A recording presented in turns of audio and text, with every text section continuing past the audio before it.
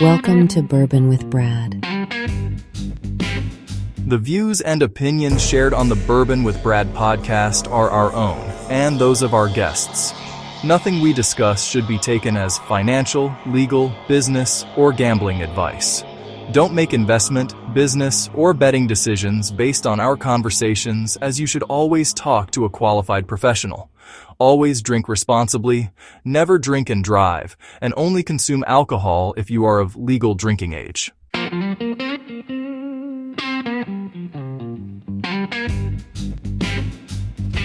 Welcome back. As you might have noticed, we have changed our scenery. It's no longer winter, so a fire would be roasting us out of here, but we do have the fire going in the backdrop. But we thought the most appropriate place for our spring-summer filming would be right at the bar. So why not be right at the Bourbon Bar? We have a great selection behind us, and we got a great guest in the house today, Mr. Eric Kowalski. And we have a special segment that we're starting today with the familiar face that was on last week. And that's Lou Scerbo, and it's going to be called Loubricity, and we'll get into that later on. But I'm going to start off a little bit with some of the headlines that are going on in the week, especially in the AI space. There was a couple big ones that you might have read about, and first being that OpenAI raised $122 billion this round, which is the largest raise by any company, not just a tech company. So it's they certainly still have the confidence of the investors behind them. I know we've debated in the past whether or not they would continue to be able to raise money, but when they raise the most money than anybody's raised, that includes anybody in history, it's pretty incredible that they're still going. So, they raised $122 billion in March. They've reported earnings over the month of $2 billion. So they're on track for about $25 billion over the year in revenue, and they're up to 900 million users a day. So the numbers are big. I know there's been some concern over the Anthropic and OpenAI wars that were going on, especially as a result of the Department of War. But now, there was even a call to have subscribers blackball OpenAI over the fact that they stepped in without any guardrails up, like Anthropic was asking for. And supposedly they lost close to 2.5 million users, but when they have 900 million users a month, that's less than 1%. So it's kind of a drop in the bucket. So, but Anthropic, on the other hand, has benefited from it. So this is the first time since Anthropic has started. And mind you, remember Dario used to work for OpenAI. He was the one that designed ChatGPT 2 and 3. So, he's very familiar with the OpenAI product and started Anthropic and Claude and Cursor and is now, for the very first time after the first quarter, the revenues by Anthropic are actually more than OpenAI, which is quite amazing if you think about it, since Anthropic is a much younger company. OpenAI is impressive in and of itself, but they're actually reported earnings to the tune of about $30 billion if you look at what they reported over the month. So kudos to Dario. I think a lot of it has also been the quality of his Cursor product and Claude. I've been using them myself, and I got to tell you, it's impressive. I was telling you before we went on to air, I'm getting into the software business, and Claude Cursor is amazing. That's all I can say. If I can do it, anybody can do it. Yeah. You showed me a screenshot of that coding screen. I was like, my eyes kind of boggled. I was like, oh my God. It's a little intimidating at first, but once you get the hang of it and realize it's just a conversation between you and the agent, and the agent's doing all the heavy lifting of the coding in the background, it's pretty impressive. Interesting. Pretty impressive. So that was the major headline of the week. Another major not so good news was there was an autonomous agent that hacked into one of the oldest operating systems and thought to be one of the most secure systems. In fact, Netflix uses it. Sony uses it for the PlayStation. It was me. I did it. I'm sure. I figured Perry was playing around with these agents a little bit. Free Netflix for everybody. Perry. Guilty as charged. The operating system for all the techies out there is called FreeBSD FreeBSD, and it's an open source, and it allows like Apple uses it, and then they're allowed to also modify it, but then they don't have to disclose it. So it's nice to be able to use it as a baseline for your operating system, and a lot of the big companies use it. So what was frightening this past week is an autonomous agent broke in and hacked it in 4 hours. So it wasn't even enough time to assemble a governance team to be able to take care of it. So obviously the governance and cybersecurity folks, it put chills down their spines a little bit this week, and measures are going to have to be taken place on the defensive side to make sure that this doesn't happen again. Yeah. As it could have, quite some ramifications. Serious consequences. Now, also in the crypto world, I don't know if anybody's been following the crypto world this week, but with the Iran, are we stopping ceasefire or not stopping ceasefire? The crypto world and the stock market, I'm sure, is doing the same thing, is bouncing like a rubber ball. So it's, are we stopping? So I think we're on a semi-pause right now for 2 weeks, and so the crypto has seen an uptick, which is great, but it's very volatile. So if you're going to have an appetite for crypto, you better be prepared to watch the ups and downs as it goes up and down with just the slightest nudge in the news. Fundamentals don't seem to, always hold strong through the news stories with crypto. They certainly push crypto one way or another when they do come out, but it seems like the latest headlines with the numbers on what oil's at, which we're going to get into here with Erica as we go on, and also what inflation's doing and the interest rates and all the stuff that are in the normal discussion points of the market. Crypto is seeing now those come into play, especially since the Gemini Act is in place and ready to go. One last headline I wanted to kind of relay, especially since Lou's going to be here with us on the next segment, is that Utah in the AI world is the first state to adopt and allow, or I should say, medical refills on prescriptions by AI agents.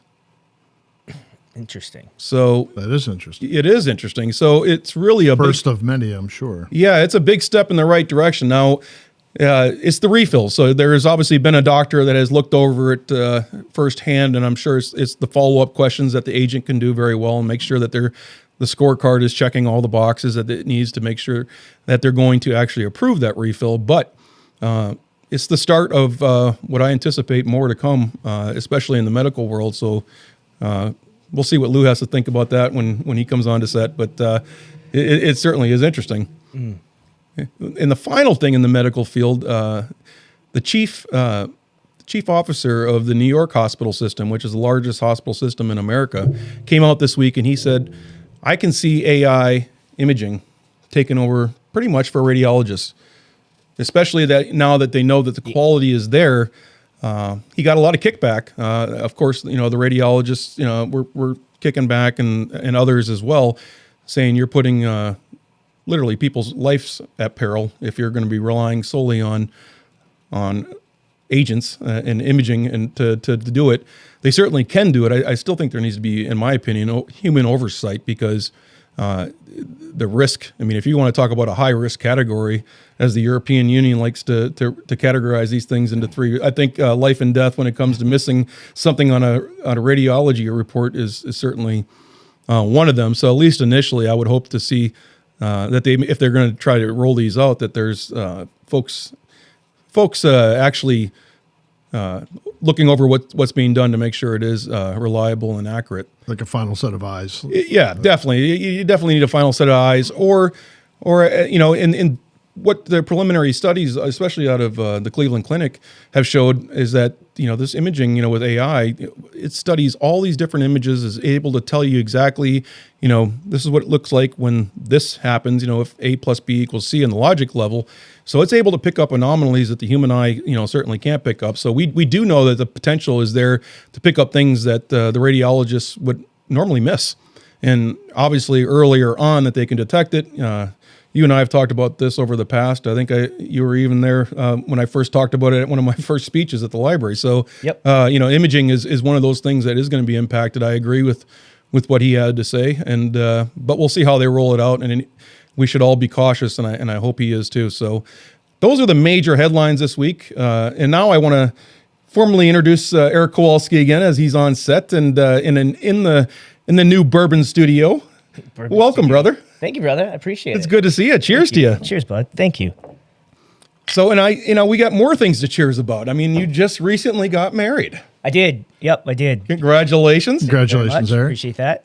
Tell us all about it. Now, it was over in Japan, right? Yeah, over in Japan. My wife, she's a lovely Japanese lady. We've known each other since 2010. Okay. So about 16 years known each other. Had the wedding in Tokyo. Awesome. At the Mandarin Oriental. Had the reception in the Oak Room. Just waiting for those photos to come back, and I'll share those with you when we do have them. Be another couple months. Awesome. I can't wait to see them. Yeah, can't wait to show them to you. Well, did you meet her because you've worked over in Japan, right? I did. I worked in Japan for 7 years. I was in Osaka for 1 year, and then 6 years in Tokyo. And I was actually in Japan when the Great Honshu earthquake hit. I was in Ginza, right across from the palace, in an office room. I think it was around 2:45, 2:47 in the afternoon. We were getting ready. It was a Friday, 2011. We were getting ready to leave for the week, and it hit. It was we've felt other earthquakes before, but not quite like that. That was a boomer. And, What was it on the Richter scale? above 9. Wow. Yeah, that's impactful. Yeah, and it's very and it felt like you were on a wave. It just felt this small wave and just got more violent until you couldn't stand. You could barely sit. Where were you when it first started? In the bathroom? I was in the bathroom. Yeah. Can I was say that? the- Can I say, can I say that on? That wasn't the earthquake. It was. No, we're an explicit podcast. Trust me. Say whatever you want. We give the forewarnings. It was moving everywhere. I can tell you that right now. Tsunami. Tsunami Splashing. Exactly. Water splashing everywhere. It was a mess. Water everywhere. But yeah, but just horrible experience. Was that the Fukushima one? Was that the Yes, so exactly. And then the tsunami happened. We didn't even know about the tsunami until about 2.5 hours after. Wow. We finally left the building. Jeez. But that's Scary. I mean, that's a whole different different type of natural disaster that, here in Indiana, Pennsylvania, we don't have to really worry about too much. I mean, we do get a few quivers of earthquakes, but that's more from the Marcellus Shale. I was going to say, that's usually blasting. As we're downsailing, that's not really the natural effects. No, it's those injection wells that we don't have. That's right. We can talk about that as well. Do that. We need more injection wells. We do. We do. But yeah, interesting part of that story is, and this is something that we talk about first mover advantage. Mm-hmm. And I think when you talk about first mover advantage, I don't think many people understand there is a significant first mover advantage in some cases, not always. You can have second mover advantage if you're talking about technology. But when Fukushima, when the first reactor, when they had the hydrogen explosion, one of my really good friends, one of my best friends, I was the best man in his wedding a couple of years ago. He was on the leadership team for the company I was working for. Having a chat with him saying, Kai, we need to evacuate our expats. And we have to be first, because you look at scarcity of Shinkansen tickets, the bullet train, right? Hotel rooms, flights, etc. And all the other foreign companies in Tokyo. If we didn't move first, someone else was going to move first. So is it just first come, first serve then? Yeah, there's a limited number of seats, mm-hmm. right? I know people were concerned about their families. Pretty scary when a nuclear plant explodes and you don't know why. Yeah. So we were the first to evacuate our expats and their families. I rented 2 747s. I met every family at the Osaka station. Mm-hmm. Brought them to different hotels in the area. And I moved 80 of my team members were moved down as well for about a month. There were rolling blackouts in Tokyo. Wow. But that was a heck of a time. How long ago was that now? That was 2011. Okay. Yep. Yeah. So they haven't had anything like that since. Not like that since. No. So they were hopefully able to learn from their. Were they able to pinpoint what caused that? They understand the earthquake piece of it. What happened at Fukushima was, there's a great show on Netflix called The Days. It's in Japanese. Well, yeah, I know it's the earthquake, but I mean, is there? So I'm assuming that these, if you're having a nuclear plant there or an hydrogen explosion, it's kind of made for at least the normal earthquakes that are going to happen, right? So, Right. But were they able to take other measures? So if this happens again, that this isn't something that the folks of Japan have to worry about? I think they understand the root cause, which was the tsunami was the root cause. Yeah. And it knocked out one of the generating backup power stations at the plant. Yeah. It wasn't it wasn't high enough. And they knew it wasn't high enough. But had it been, I think, another 30 meters higher in a different location, you never would have had Fukushima. Really? Never would have heard of it. Yep. So maybe I it's watched a pretty- documentary. I think it was on Netflix. I don't know if it was the one you're talking about, but they talked a lot about the salt water that infiltrated, and that caused a lot of problems. And then the power outage shut off the pumps. Yep. They couldn't pump the water in there to keep it cool, and it overheated, and blah blah blah. And it was very reminiscent of 3 Mile Island, except for different reasons. Yeah, and that's kind of the way I remembered it. But you don't. I guess it all makes sense that it's all connected, right? So Yeah. It's scary. and to think that it's a. And I guess what I'm asking is there a fix? And it sounds like the fix is fairly easy. You just put it a little higher, right? Put a little higher. Yeah. And Which is good. Those unit- That's reassuring to the population to know that this wasn't something that was very high tech that we're still trying to find to this day. So correct. But the problem, I think, is the government and TEPCO, Tokyo Electric Power Company.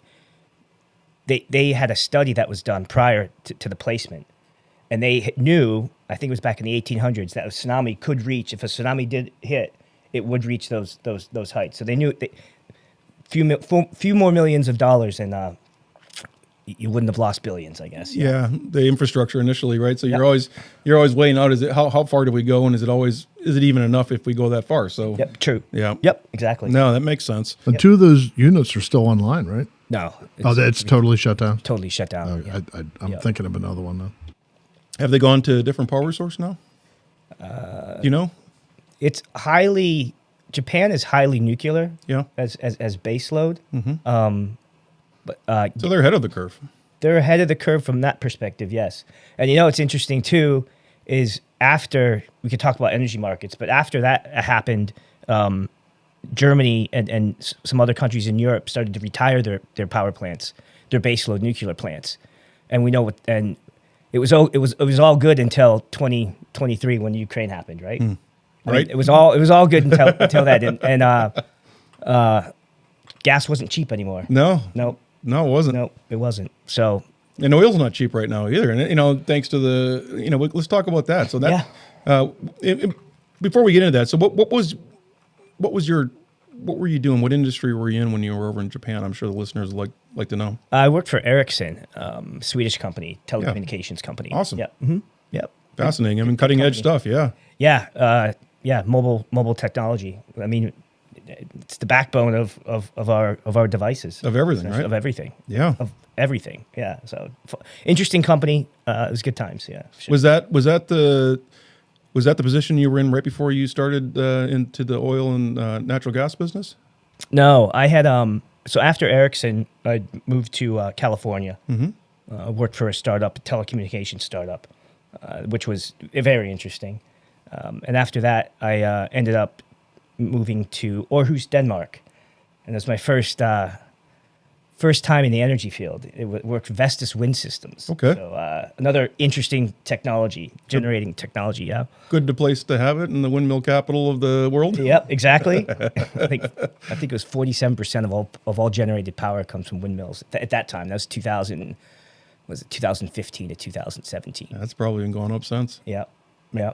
Oh, Awesome. For sure. Yeah, for sure.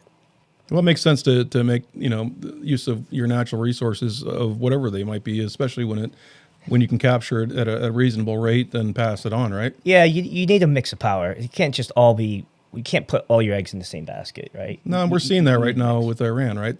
Yep. I mean, and right now a lot of the United States, especially, and not just the United States, but China, and you go across the European Union, a lot of them are relying on natural gas and oil. And oil has spiked significantly, and it's affecting everybody. From the pumps to your heating bill at home to we're looking at getting a parking lot paved at the country club, and It's prices spiked 30% Hey, 1 month. We have, so I work for a printing company. The inks are they're partly soy based, but they're still a petroleum product. And we just today or yesterday got hit with they're calling it a surcharge. Those things tend to never go away, but a surcharge on ink because of what's going on in Iran. It affects the global economy. Everything. Yep. And I think the concern, at least my concern, is stagflation. And we can get into that a little bit later. Oh yeah, get into it. But if you look at oil markets, specifically energy markets, your LNG and Japan, South Korea, Philippines, those countries are really going to feel the crunch. Yeah. They're all price takers, Right. and here in the United States we have so much gas. The Permian hub is negative, right? So it's negative pricing. They're paying to put the gas through a pipeline, Right. essentially. And here, in the Appalachia, there's multiple different hubs. Dominion South, for example. We're priced at a discount to Henry Hub. That's what you'll see on NYMEX. But if we think about energy markets and we think about cost and we think about inflation, you have to think about the opposite as well, which is if costs are higher and economic growth decreases in the same time period, then you have your makings of stagflation. Yeah. Which happened in the 70s. That was a little bit different though, because price controls were a policy at that time. But this could be in the next 8 months. 10 months. You could see. You could see a global recession, which I hope does not happen. They have to clean this thing up in Iran as soon as possible. Well, and that's it's amazing how something like this has such a ripple effect. It's almost like a tsunami effect. It's almost like a tsunami effect. Yeah. And then you have take even third order effects as well, where those Gulf countries, those reservoirs for oil, shutting those in. It's not shutting you're not shutting a gas well in where it repressurizes and you could flow it at a later time when maybe prices are better. But in this case, they could be permanently damaged. Those reservoirs could be permanently damaged, where you do not have what you thought you had in the ground Is no longer the case. No longer the case. You almost have to do a whole new geological study to figure out what you're dealing with after. Yeah, exactly. And there's a bunch of reasons why. Yeah. Yeah, that makes sense. But so that could happen in the future. So we need some optionality here. And I know Chevron is looking into Venezuela. Their infrastructure is just so poorly managed over the past couple decades. Yeah. Before they could even get back into 90s production, they'll have to spend around $8 to $10 billion just in the infrastructure, pipelines, et cetera. Yeah. Yeah. I've heard a couple of companies that are going over there, the data centers are going over there too. So I think it makes sense why Chevron's looking over there. They're obviously trying to provide the power source for those data centers. Yep. Exactly. Yeah. Yep.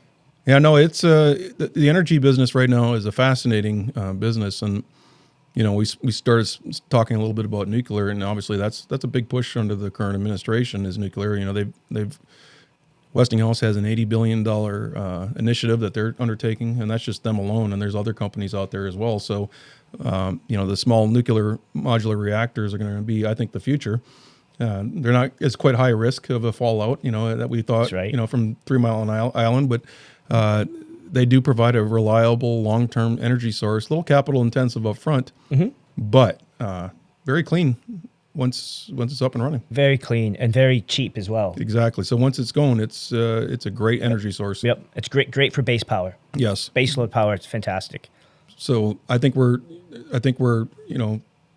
close to getting to there, but it's not going to happen overnight. Obviously, regulatory measures, because we're still under the old regulations that were still in effect after the 3 Mile Island fallout. So the Congress needs to get together and figure out how we're going to regulate this industry as it comes online.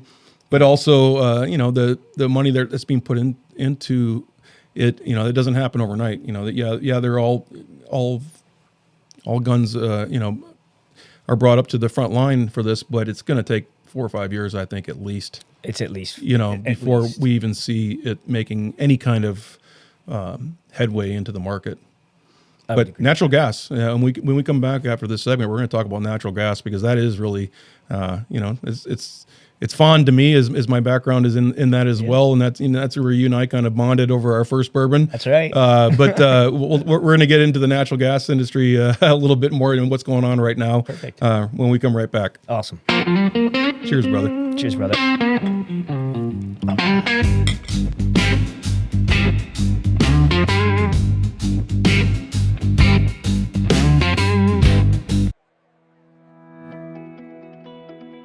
Mike, NIL is getting expensive. Schools need new revenue. Yeah, but not another alumni fundraiser.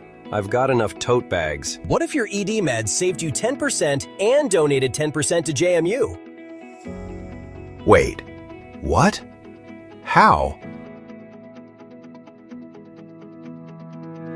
AlumniMeds.com. You get U.S. licensed healthcare, and the school gets a cut. Win, win, win. Now that's a stat I can get behind. Go Dukes! Already low prices, fast turnaround, totally discreet. Visit AlumniMeds.com and choose your alma mater.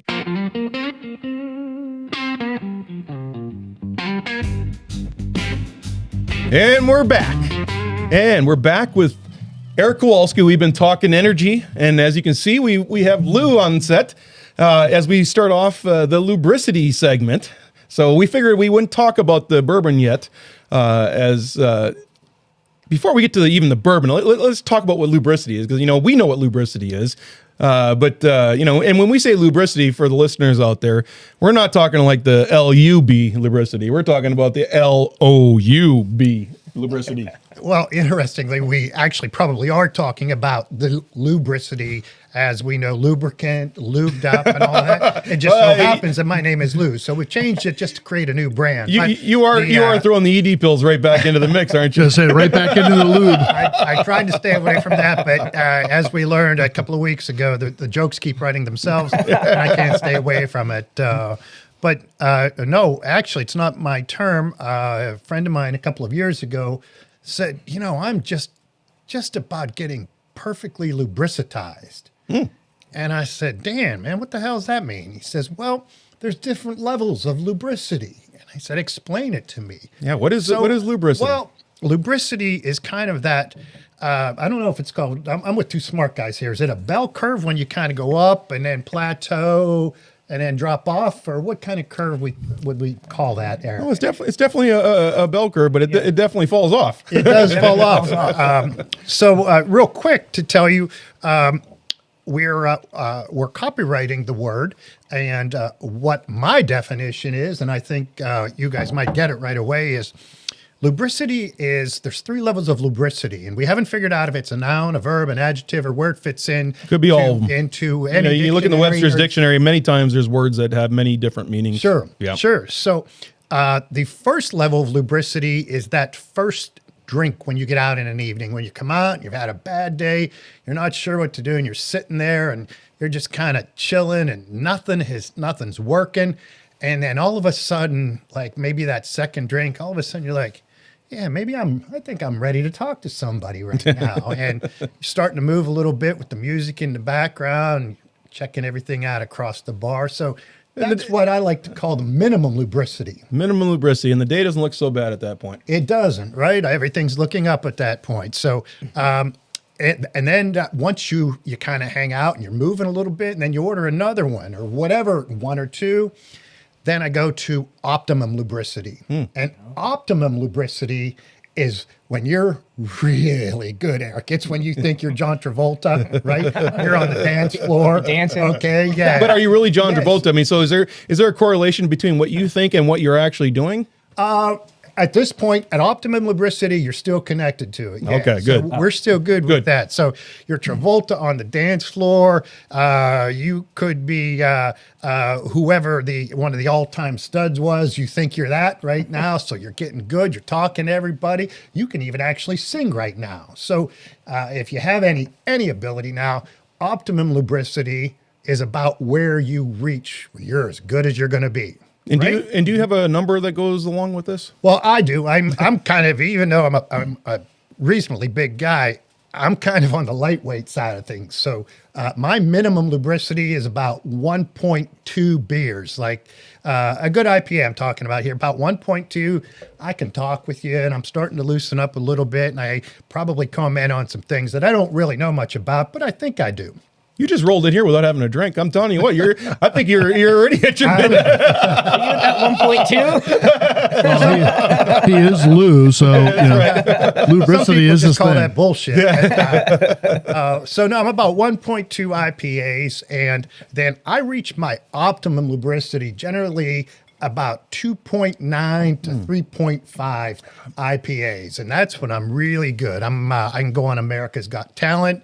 I could go on one of those dance shows. Yeah. I can go on American Idol. I could maybe even be one of those broadcasters from the war zone when your hair's perfect and everything. Well, your hair is usually perfect. Yeah, so that generally in the 2.7 to 3.5 range. Now, just so our listeners know, when you're saying these numbers, let's not confuse them with what you'd blow into. When you get pulled over. Oh, no. I think probably at optimum lubricity, you're probably still under the legal limit. And I do want to point out, this is non-scientific, folks. This is strictly a personal graph that I have in my head. Brad took care of all the disclaimers at the beginning of the show. You're good. You're good. Yeah, I think, I would say it's non-scientific, but you've talked about lubricity for years.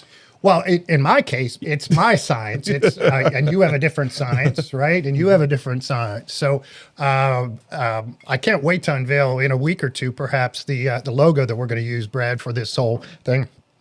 But as I said, I'm generally good up to about 3.4. Okay. Now, optimum lubricity is really close to maximum lubricity. So it's kind of like the Saturday night to Sunday morning. Well, it could be the crossover. It's let's use when the clock strikes midnight. Yeah. Optimum lubricity is just one beer from max lubricity, which is generally one drink from a fall off a cliff right into Assholeville. Okay, right? And I think y'all guys, everybody out there, we've all been there. not just guys, but I like everybody how out you there. said Assholeville. What? Yeah. That's a new little town that's right Yeah. there. We've all been there. We've all been to Assholeville, and each street is named after a different asshole. That's right. Okay? But it's just kind of my own little nerdy pharmacist. My way street's a of calculating. cul-de-sac. I just keep going around and around. That happens too. That's happened to a couple of famous people recently. Sometimes you flip over when you go around in circles like that. It's taken too sharp. But no, in a quick, Tiger, get better. quick minute or two. That is my definition, and one of the new ventures that I'm going to start rolling out here with some product and merch. And we're hoping to just start hanging out with people and finding out. What's your lubricity? Yeah, what is your lubricity? What is your? Mine's generally done with beer because I'm more of a beer drinker. Obviously, everything changes. Now we all know folks that have a lubricity that's off the charts, and that never seems to come down. Well, I have one of my best buddies. He's a big guy, man, and he goes from 0 to optimum and real close to Assholeville, like when he pops the when the can goes like this. He gets the Can we put Assholeville on some of the merch? I mean, that has to be on the merch. Yeah, no, I think it does. Assholeville. The road to Assholeville. It has to be. No, Everybody will relate. And we're definitely going to have the graph. So, and whatever your lubricity may be, we can identify it for you. Sure. Or for your friend if you want to, put them at the bottom of the graph, right there where they have zero lubricity, and that is Loserville. But then you also get over to, like you said, Assholeville, and I'm sure we all know buddies that you want to let them know that after 2 or 3 beers or 2 or 3 bourbons. Maybe that's a neat thing that we should have Assholeville cards and pass them out when a guy's crossed over. Yeah, just let them know. Or a girl. Yeah, We the don't have problem to- is- we don't have to just keep this male. There's I've seen a lot of women get to the point, Yeah. that same point as well. Once they're in Assholeville, It's though, non-discriminatory. You And Perry too. telling them, and Perry's not really male or female. He's kind of like crossing both lines. But it applies to you too, brother. thanks, buddy. You're welcome. Appreciate you shouting me out. So Eric, let me But ask once you're in Asshole,ville, they don't care. You could tell them all night long. They're not. Yeah. They're going to take the card and rip it up or stick it up your ass. It does become. What does the card it do? becomes written in stone. What does the card I do? don't Is know, that maybe we should work out a deal with the bar that we're in, interviewing people that night. That once you hit Assholeville, you get a reprieve and you get a discount on your next beer. Or you get the an next Uber. time. Or you The get an next time. Uber Or out. there would be a neat. It's almost like a get out of jail card. It's a get out of jail free card. Yeah. Yeah. So So maybe you- we can serve two purposes here. We can help you get where you need to be, and then we can help you get home from there too. So, Yeah, we can just kind of subtly let you know you went into Assholeville and now you can get out for free. Sure, one sure. time. Yeah. So Next time is as I said, my internal lubricity chart is based on my beers. Eric, I know you're more of a kind of a whiskey and fine bourbon guy. Where are you at? What do you go into a place totally on the smooth side of things? Eric's Or always do you smooth. does it take you a drink? I or mean, two to get he's smooth? he's a Carnegie Mellon like astute scholar. I mean, he goes in with confidence.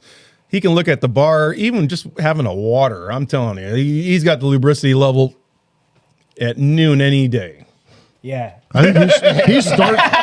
What he said. I think Eric starts at optimum lubricity. I started. Yeah, he Optimum starts Lubricity. right there. He lives in a perpetual state of optimum Optimal lubricity. A perpetual horizontal state. Yes. Well, I guess does that save you money or No, or not what? at all. No. So it's just kind of a funny thing that I've put together. My buddy Dan came up with the word years ago, and It's a great word. is a Dan great actually word. showed me a can opener that he had from, and I know Al Gore's probably going to get pissed at me, but he had a site called Drinking with Dan. I remember about that. 25 or 30 years ago, and actually had a motorhome that he was traveling around. I remember that, And that yeah. was I think that was before Al Gore claimed it. So my buddy Dan did a lot of things back then that we're trying to bring back today. And Well, he was ahead of the times, I think, in that regard, because if he would have had YouTube and had the ability to film all that, that'd There'd have been totally. He'd have, 30 years ago. Yeah. Oh, yeah. If you guys remember the movie Dumb and Dumber, when the busload of girls go on their way to the bikini contest, That was close. And ask what were the two, Lloyd and Harry. Lloyd and Harry, guys, can we get directions? And then he said, that way. Okay. And he said, you idiot. And all the dudes thought, you should have been taking him. He said, it's that way. You're right. Right? So, but that's what Dan did back in the day. And Dan actually coined the term lubricity for me. And it goes with lubricated. When you just get going good, we could have called it WD-40 because it That's lubed up copyrighted. too. Or we should maybe have a grease gun as our you logo. might want to embed the term lubricity into the ED pills too. I mean, just because it gets you lubricated. Well, Maybe in the metaphorical sense, not in that Loosens you up a little bit. Yeah, Helps well, you. do we want to be loose in that case, or we like it tight? I don't know. Well, That's another conversation. That's a matter of preference, I'm Yeah. sure. But when we're talking about that, and maybe I should ask this before we assume, if you're taking ED pills, is it okay to drink alcohol while you're taking ED pills? Okay, now I'm going to go pharmacist on you. I'm not going to tell you to take any medication with alcohol. That's one of those ones that if you have a drink with it, it's probably not going to have that much of an adverse effect on you. But I'm not going to sit here and advocate here for hitting 3 Viagra and then 3 what's our flavor of the day? It's a Japanese whiskey today, and I'm going to have Eric bring it in for us here shortly. Yeah, I cannot advocate for that. I think maybe keep those two things separate. You'll probably make better decisions. Well, that's good advice, Lou. But the practicality is, if you're on ED pills, you're probably out socializing. You're having a few drinks. You know, you're especially if you're single. You know, or on the second go around, right? But Sure. yeah. So, but there's no real danger. I mean, as far as like death kind of danger. No, I'm not going to say there's no danger. Okay, you can die. That's what he's saying. You can just die. Just Be dead. take your life at your own peril. Okay, there's some guys. It's a great way to go.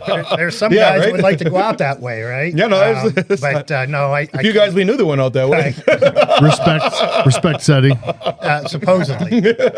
But no, I can't advocate for putting down 5 beers on top of a couple of Viagra tablets. Yeah, that's a powerful Right. concoction that's just So- ready to explode like what happened over in Japan. Yeah. Hydrogen. Speaking of Japan, let's talk about what we are imbibing today. Yeah. So this is a Suntory product, Yamazaki. Yeah. This one is not the Yamazaki 12. It's 1923. Yamazaki was founded by Shinjori Tori back in 1923. Hence the year. It's a distillery outside of Kyoto, which is West Japan. Yeah. Their source of water is apparently it's an incredible source of water. Well, it's pure. I mean, Which gives it this. Well, it's kind of cloudy with the ice, but no, but it's a the golden. flavor. Yeah, it gives it a great flavor. I mean, there's a few different hints in there. You know, a little bit of strawberry, a little bit of It's a little cinnamon. yeah, a little strawberry. It's cinnamon. lovely. Yeah, lovely. It really is lovely. How do you like it, Lou? It is good. Actually, again, I'm not much of a whiskey guy, but the last couple of times with you guys are taking me to right Bourbonerville. past Optimum. Past Loubricity. Yeah, you're Optimum. getting me to max lubricity. Yeah, if you don't want to mix medications, you just go with the Bourboner. Bourboner. Interestingly, I happen to be a fan. The IPAs that I like generally have a hint of grapefruit in, and I get just a touch of a grapefruity type.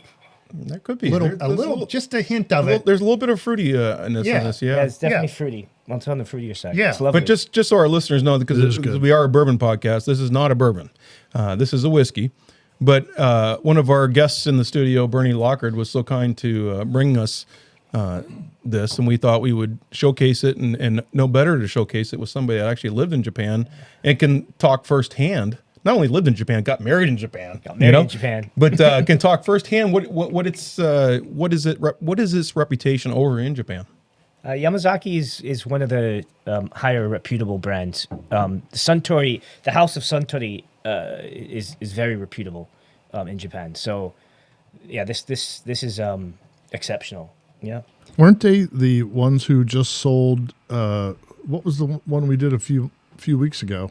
Suntory had owned it and then sold it.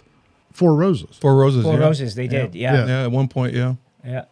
Very Is good. Suntory an international? Well, they just sold it spirits to brand? E&J. Yeah. It is. Okay. Yeah. It's big. Yeah. I think they might even own Jim Beam, but I'm not sure about that. Yeah, it's amazing when you start getting into the parent companies of the brands. Yeah, of the When you brands. think every brand that's on the shelf has a separate company, it's not necessarily the case. There's probably 5 or 6 major players out there on 80% of the brands. Yep. Yep. Then you get in the offshoots, which you can always find a good offshoot. And we were enjoying one earlier today. You know, That was phenomenal. yeah, right. I really enjoyed that. And we'll be showcasing. That's a good that. bottle. Yeah, that's That's I have an extra one. I'll hook you up. yeah. Thank you. I bought 2. You bought 2? Yeah, That's a phenomenal bourbon. it's a good bottle. So, can I ask you, Eric, at your wedding in Japan, did you have?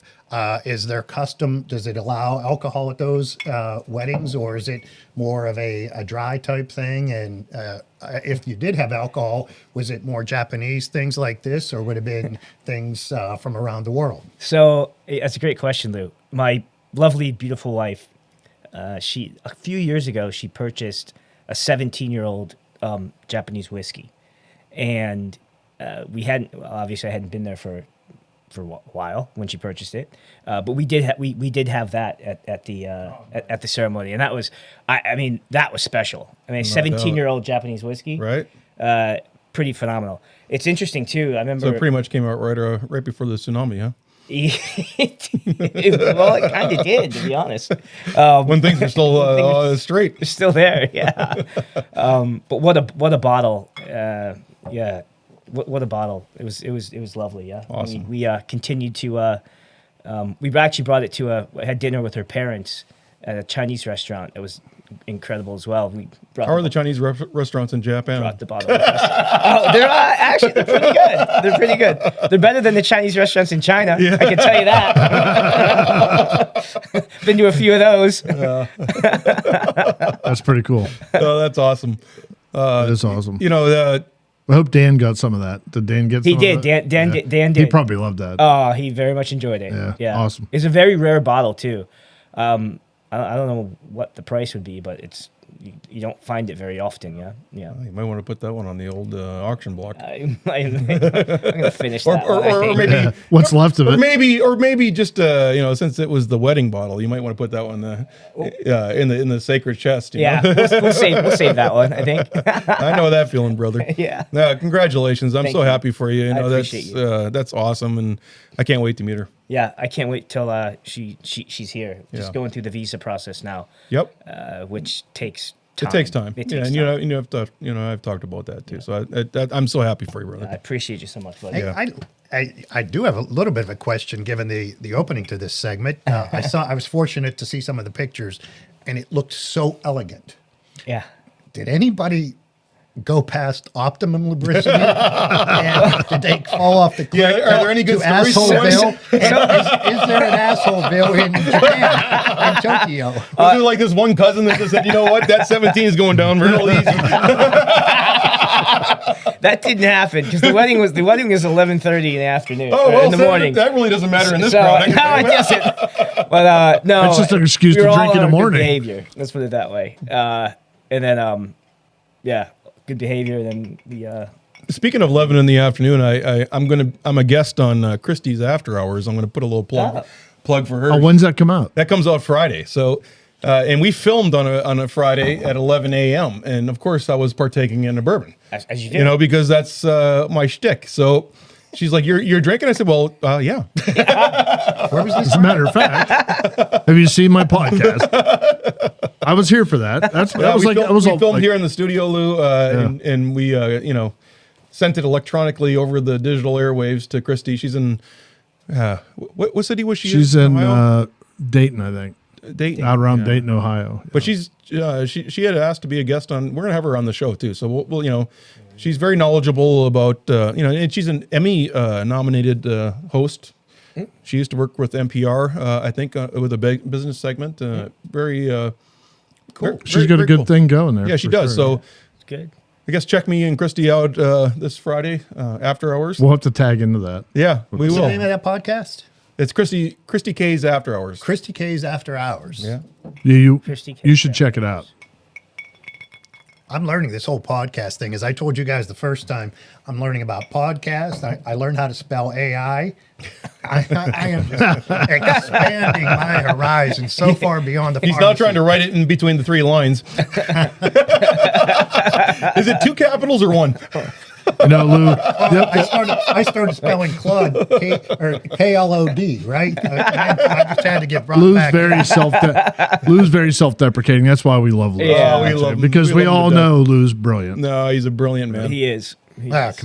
I was until I got with you two, and all of a sudden, How do you think I feel? if we had a totem pole here, I'm not sure I'd even be on the low end. Oh, that's very nice. That's just the whiskey talking right now Yeah. from Japan. There's some lubricity going on here. Yeah, I think it is Optimum He's social getting- hour, isn't he? he is, he's getting You can there. see how he gets everybody to convince over to his side. Yeah. We're gonna wrap it up for this segment, but when we come back, I want Lou to stay on the set if it's all right. Lou, I know you got a schedule tomorrow. Sure, no, I'm good. No, It's just, we're gonna finish up the last segment with both Eric and Lou and continue to talk about all things. I know we were supposed to get to natural gas. We never got to. Yeah, let's do that in the third segment. Yeah, we're gonna get to the natural gas part. Well, and if, Finally. And we're not talking about Gus either. All I was right? gonna say, if Gus is still here, I saw Gus. if Gus is still here, he'll take care of that for you. We'll be right back after this. Cheers. Cheers.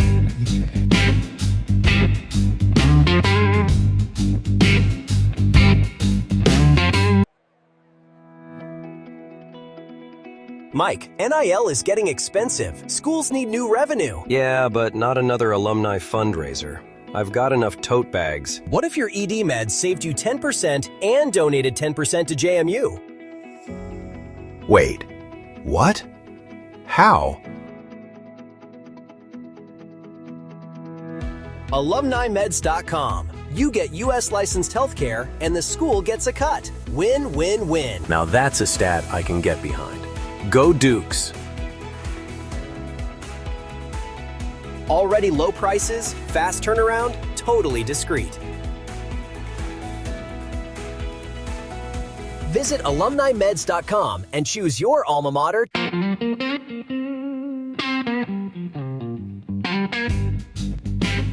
He is an expert in the field, and he's in the business. We don't have to name the business.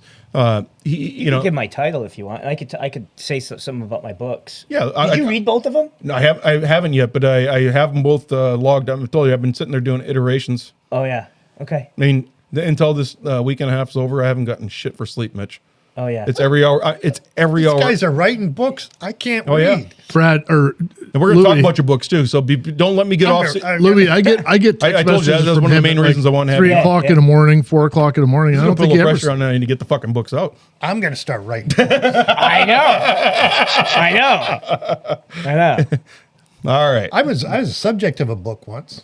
What was it Oh, called? It's called Lubricity. Dress for Success. Okay. Oh, was there it? you go. When I played football at IUP, it was There you go. the Saturday magazine for the Indiana Gazette was about 25 pages, and I was on the cover with the professor who was our intellectual coach back then was Leonard DeFabo. Okay. And he said, "You got to dress for success." And Yeah. I got myself a nice pinstripe suit back in the day, and man, I had bushy ass hair. I'm picturing that Jim Carrey movie right before he goes into the mask. Is that the suit that you had? I didn't see the mask, so I can't comment. You've never seen the mask. Come on, Lou. It's It wasn't quite I don't serious. believe that. But I did go to the prom looking like John Travolta. But I from did stay at a Saturday Holiday Night. Inn Express Never, last night. I didn't wear tuxedos. I wore spread collars like Denny Terrio. I can would see have that. in, I can see that. in- Now, set or what now, was now it? you are in high school, or you're talking about high school now, right? High school. We backed up. We backed up from college Yeah. when you're dressing for success. But you were ahead of this curve. You were dressing for success even at the prom. Now, was there any lubricity level at the prom? No, well, interestingly, I couldn't because my parents were on the school board. Oh, My dad was on the school board, so they were at Yeah. the prom. so the punch was not getting punched, huh? There was no. Yeah. My prom ticket didn't get. I enjoyed both my proms. I went with the same awesome woman both times. That's the longest you ever dated anybody, isn't it? Well, we weren't even dating. Was the interesting part of it. But in terms of longevity, and dating, I'm gonna go 10 months. Yeah, that's pretty Not long. bad in 65 years, No, I agree. right? That was the good. longest. That was the longest. I'm gonna say yeah. About Well, he's 10 just a months. heartbreaker or what? He's John Travolta. He's breaking hearts all over Indiana County. Were you breaking up the dance floor too with that? I mean, you were dressed for the occasion. I There was no did. there was no lubricity. So this is Lou. I was gonna say I Just Lou. needed my optimum lubricity back in the day, but I had some good old nice Dago shoes, man. Oh. I looked like I looked like I stepped out of a climber mobster movie. Lou, it's all about the shoes, right? It was a shoe. It's the shoes, Monty. It's the shoes. It's always the shoes. It's always the shoes. All about the shoes. We're gonna get back to natural All right, whenever gas. you're- Now. We've been talking about lubricity, and we've been talking about all the fun stuff that comes back. And trust me, we're gonna interplay that as we talk about natural gas. But we were talking a little bit before Lou came on about the oil market and what's going on there, and because of Iran and that conflict, Yep. Ukraine, that conflict. Ukraine, that conflict. Everybody's forgetting about Ukraine. Yeah, no, Yeah. Ukraine's still It's still there, blazing. right? It just isn't at the top of the headline. So, Eric, you're again, this is what I really respect about you. You're the man that's done telecommunications. You've done the wind energy business. You've done a lot of startups, but now you are in the natural gas business, and you're one of the prominent executives of a big natural gas company here in the Appalachian Basin. What are you seeing going on in the gas market? So I think when we look at the gas market, you have to look at it in a couple different ways. Whether you produce natural gas in your country or you don't. And if you don't, we talked about this earlier, you're a price taker. That means you're importing LNG. That means your energy costs are associated with things you can't control. Right. And this is happening in Europe. especially Britain. It's happening in Asia, South Korea, Japan. Any importers of LNG are feeling the price pressure. And we've been one of the biggest exporters here in the United States. We're one of the biggest. And when the Qatar Ras Laffan was hit in that attack, the Qatari natural gas or LNG, it went offline. So you take a percentage, any percentage of in a system that's pretty much constrained, will have severe price effects, and that's what you're going to see. Yeah. Which is why we talked about earlier about inflation, and you're going to see it's going to happen. It just has to work its way through the system. Now, with the spikes in oil, what has natural gas been doing? In the United States, pretty much on par with where it should be. Yeah, it really hasn't affected it, has it? It hasn't. We're sitting on such an abundant supply, right? We are. And that's the one thing that we were talking off camera about, and maybe you can let the listeners in on a little bit, is that with the natural gas business, we're able to shut the wells in. Correct. So, I mean, there's wells that have been drilled 10, 15 years ago that still haven't been brought into production, but we're sitting on it. They're sitting on it. They haven't been fracked yet. That's correct. Yeah. Yep. So they'll drill, leave it until the pricing is right. And is optimum, and they can maximize that natural resource to where that it makes the most sense, right? That's correct. Yeah. Yep. So we are sitting on quite a bit of supply, not just in the Appalachian Basin, but you look at the Permian Basin, you look at all the different basins elsewhere, and when we talk about the Permian, natural gas was actually thought of as the nuisance gas. Correct. When it came to oil. In fact, back in the day, when I say back in the day, I mean like last year. Yeah. They were still burning it off, because that was the easiest way to get rid of the natural gas. That's just burn it off. So when you would fly over Texas, for example, it would look like a Roman candle lit up at night. With all the gas flaring. Mm-hmm. But that's changed. That's changed. LNG's changed the game. It has. And LNG, it's very interesting with especially with the damage to that in Qatar to their LNG facility. They're talking maybe 3 to 5 years before it's repaired. The interesting thing about natural gas is going to be 2028 when the United States is going to increase its LNG capacity in terms of exports. And Trump's no longer in office. Yeah, right. So, but that's going to be super interesting because what are we competing for? We're competing with the Middle East to export our gas in a liquefied form. If that plant's offline for 3 to 5 years and they can't repair it, who's going to get the contracts? It's going to be the U.S. LNG facilities, right? That's what's going to happen. And the big country is going to be India, Pakistan. So you wonder why Pakistan is. I always thought about this, but you think Pakistan is trying to broker a peace deal with the United States and Iran. Yeah. You wonder why. It has to do with energy. It's all about energy. Well, I think a lot of this is energy, right? It's all energy. And we saw the drop today after the 2-week. You were mentioning the big drop. I mean, it was almost $17 a barrel. $17 a barrel. Yeah. You still see it's still interesting with oil, and you could see it in the prices. Typically, crude is going to be lower than Brent. Mm-hmm. We've seen crude higher than Brent, and we've seen some really interesting pricing movements over the past couple weeks. Well, that's different. Different, yeah. Not standard. Let's put it that way. No, that's definitely not standard. 40 days ago, it was $63 and $60 a barrel. It rose up to about 117, 110. Yeah, now you get me back into my conspiracy theories where we create these conflicts to take care of our industry partners. It's not all that conspiratorial. I know. I'm just saying it's a quick fix. Quick, enjoy your time for the next few months, and then we're off to the next battle. Yeah. Eric, you mentioned the Pakistani need. Do they have any natural gas? Do you call them reserves or pockets? Is there any natural gas of their own that they can draw upon? No.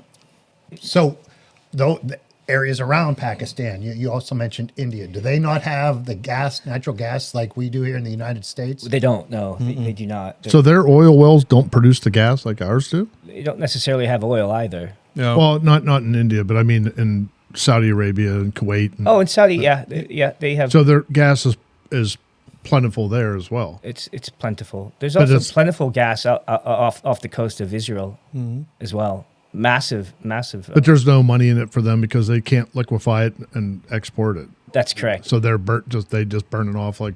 How would we they used get to it? Well, it's Right. Yeah, now you start talking about constrained systems as well. So and it's what we have in Appalachia. It's not about drill baby drill. It's about let's build pipelines. Yeah. No, how can you get out of here? And that's why a lot of the big Marcellus and Utica wells are shut in. I mean, Yep. there was a big rush, back in, we can go back, 15, 17, 18 years, when it first started here in the Appalachian Basin. And a lot of the real big ones are still not even producing yet. Yep. And you still have formations such as the deep Utica that Right. have just not even been touched, to be honest. Yeah. So there's always a deeper Yep. version of what's going on. And usually a deeper pocket has even more. Yep. And there's just an abundance of gas. And it's typically why, the constraint in the system, typically why the Appalachian Basin is always discounted to Henry Hub. Yeah. So Yeah. that was. I'm sorry to interrupt. No. It reminds me of a story talking to a friend of mine who owns Penn Mechanical Group, Oh, yeah. Mhm. Tyler. And so he was telling me Yeah. back when our kids were both playing hockey together, and we were in Buffalo, and he was talking about Terry Pagula and Range Resources. So he had Terry sold to Royal Dutch Shell, I think, for did. $4.6 billion. And he had East Resources, yeah. East Resources, Yep. right. So Tyler said those wells, not a single well produced one bit of gas. They shut them all in. They did. After they paid however many billion dollars for it. But it's holding. It just blows my mind. But it's holding a leasehold in this what's underneath. And So it still holds value. formations as long as it's producing in paying quantities, and we can talk about that too, because that's always been a battle between the landowners and the operators, right? Always is. It is, right? Is that generally to control the price if they're buying production, or is it called buying production? I'm kind of a novice here. Are they buying production just to control price, or is it that they don't need it? They want to wait until there's bigger demand? Why would, as Perry mentioned, why would somebody buy those and shut them in, Eric? It's the reserves.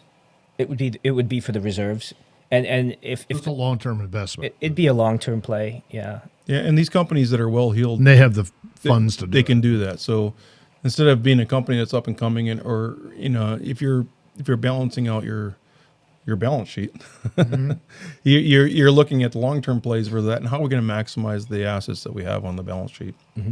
If you could look 30 years from now, what I think, again, my novice energy experience, I think nuclear is a pretty cool thing, and it seems to be cheap. But we're averse to that because of the NIMBY, not in my backyard premise. Is natural gas going to be the fuel of the future 30, 40 years from now? It'll be a component of it. It's not going to go away. And mainly you'd have to. I mean, every nation state would have to adopt a strategy for nuclear. So it's not just you think about the United States. We can adopt a strategy for base load power, increase our nuclear footprint. You're still going to have gas. You still need gas. India still needs gas. Asia still needs gas. It's not going away. So it's a. And we were talking about nuclear a little bit. Yeah, we were. On the SMBs, maybe before he came on set or even offset, but it's definitely going to be the future. But that's still, in my opinion, 6 to 10 years from being actually meaningfully seen in the market. And even when it's in the market, we still have this abundance of a resource that's shut in, that's just waiting to turn the valve on. So why would we not take advantage of that? And moreover, It seems a no-brainer to me. But Well, I got to believe there's political issues. there's that definitely that weigh in on that. there always is political issues Yeah. on that, right? And so is it clean? Is the carbon footprint versus wind and energy and solar? Yes, I mean there's always a give and take with that being said. And when we were talking about Texas, for example, in the Permian Basin, and now the LNG market has opened that up for them. It's also opened it up is the AAR market. So the data centers are coming down there. 100% correct. And so now instead of flaring this off into the evening horizon, they can short pipeline these right into the data centers. Yep, exactly. And that's a powerful asset that was just otherwise getting burnt off into the night sky. Yep. They found a use for it. They did. Yep. And data center growth is driving, demand for gas. I would say it's driving it now, but you see in the future when we start building these power plants that are going to, enable these data centers to operate. It's going to be interesting in the near future. Next 5 years going to be. We see it right here, right in Homer City. And we're seeing it in Homer City. We are 4.5 gigawatt power natural gas power plant. one of the biggest in the generating nation. station. Yeah. It is the biggest. It will be the biggest in North America. Is that right? In Homer City, Pennsylvania? That's right. Really? Really? Yeah. I think I, the I largest. think, I think they announced another one in Texas that might be bigger, but it was, and it's holding that ground for at least until that announcement. So we have power plant envy now. Yeah, we'll get a little bit of power A plant. little envy. power plant envy. But it's funny because you hear living here and we're what are we 4 miles from that plant We're not far, yeah. as the crow flies, and you hear people complaining, oh wow, it's going to be polluting this. It's like Or wait the a minute now. noise, yeah. But by the way, they have like 3,600 acres, so Yeah. the noise is going to be very diluted by the Right. time it reaches it's like- anybody's human ears off premises. If we agree, if we all agree that you had a legitimate complaint when it was a coal-fired plant, you Yeah. can't make the same argument Right. when it's a gas-fired plant. I mean, Totally literally, if we different. put a side by side Yeah. depiction So of what the coal plant was doing at a 2-point-something gigawatt facility, and now we're well, let's face it. I think it's equitable, right? That's piping in the 6-inch line to power that. So, which is a great outlet. I mean, you're talking about an outlet now that, again, one of the biggest, naysayers of coming out of the Appalachian basins, we had no outlet. That's right. Yeah. So Here's a now, perfect use now for we have a perfect. In Ohio, just by the way, announced one of the biggest data centers that's going in over there, and they're also big in the natural gas basin. So Big. So now you have a couple of meaningful users that are going to need a large supply of this Large supply. that we can open up. And to Trump's credit and the in the governor's credit here in Pennsylvania, we want to make sure, or they want to make sure, not me, because I have no say in this, or no power whatsoever, other than my bourbon mic. And as I bump the bourbon mic, is that we don't raise prices for consumers as we're doing this, and because these companies are making a lot of money. I'm talking when the AI companies, not necessarily the natural gas companies, are making a lot of money off of this. But we have the resource to power this. We do. Now the limiting factor is the turbine, That is the limiting factor. Yes. and that's the bottleneck. Yep. And there's. Why is that? Well, because GE Vernova, Yep. Go ahead. Yep. no, yeah, they're the ones that Correct. or they're the ones that sold the Homer City plant. There are 7 turbines, and there's almost a 6.5 year waiting list Yep. For turbines, for gas turbines. for those type of turbines. So you're talking in that Yep. type of capacity, and those turbines are very powerful. I mean, I'm talking 700 megawatt kind of turbines, Powerful, and they're very efficient. and very efficient. And by the way, the one thing the Homer City I'll give them credit for is that the turbines that they have there, they can flip the switch and go to hydrogen. So it's awesome, and they're very forward thinking in that regard. Yes. And the one thing that Eric mentioned, so as compared to the coal plant, and I lived where I live when they were running coal to the Homer City power plant up until a couple years ago, twice a day at least, the train would go by. So you can argue about the train and whatever carbon footprint it may have, but the bottom line is they could haul that fuel on train cars to the power plant. You can't do that with gas. So you had mentioned about pipelines. So do we have the infrastructure and the pipelines to get that gas where it needs to be, whether it be Homer City or if they build a plant in Clearfield or anywhere else? Like, do they have that in place, and what's it take to put it in place if they don't? That's got to be a huge undertaking. And that's the problem. I think that's the problem. They don't. Now, for Homer City, gas is coming from both sides, come from the south and from the northeast. Yeah, so it's not that big of a connector they have to build out. 4.6 miles. Yeah, so they're able to build that out pretty quickly. But before, it was always, everybody was surmising, how do we get the natural gas to the northeastern corridor, where New York, Boston, right? Exactly. And they don't have pipelines. No. So we have all this gas and all these wells, but you can't get it to where you need it. We can't get it where it needs to be. And it's very expensive. Like the Iroquois, those pipes, those hubs, becomes very expensive over the So, Eric, you need to invent an on-site liquefaction process that can turn gas into liquid gas. There you go. And you could retire, my friend. I could. We'll just ship it across the airwaves. Yeah. We use AI for that. Put it right on the well site. Right? Game over. Game over. I agree. But those are some of the most complex facilities, I think, that man has ever developed from a technology perspective. Yeah. Those LNG facilities, those trains. Is there a loss? Unbelievable. Is there a loss in volume too? Like, how do you equate a gas volume to a liquid volume? Like, there's a formula. Yeah. Yeah. And I can't remember what it is. I love the way you looked at it. I know Perry's like, you know what? I missed that in calculus. Let me get you to optimum lubricity. Yeah. You'll figure it out. Yeah. Optimum lubricity. We'll get a white marker board out. No, Perry, I don't mean to rip on you there, but I was thinking the same thing. So there's definitely a formula for it, and there may be a little bit of loss as it's evaporates. There is loss. Yeah. But even if there is, a little bit loss. It's still better than not selling it, right? So it's still better even if you're losing 5 or 10%, you're still way ahead of the curve, because otherwise you'd be selling nothing. Well, it's the LNG market that opened up the market for the natural gas market that was so stale for all these years. Let's put it this way: if we can sell our natural gas to India below the switching cost to coal, because that's typically what they use, same in China, you're gonna win every time. What is the difference to produce a kilowatt? How much coal do you need to produce? I don't even know if those are the right terms.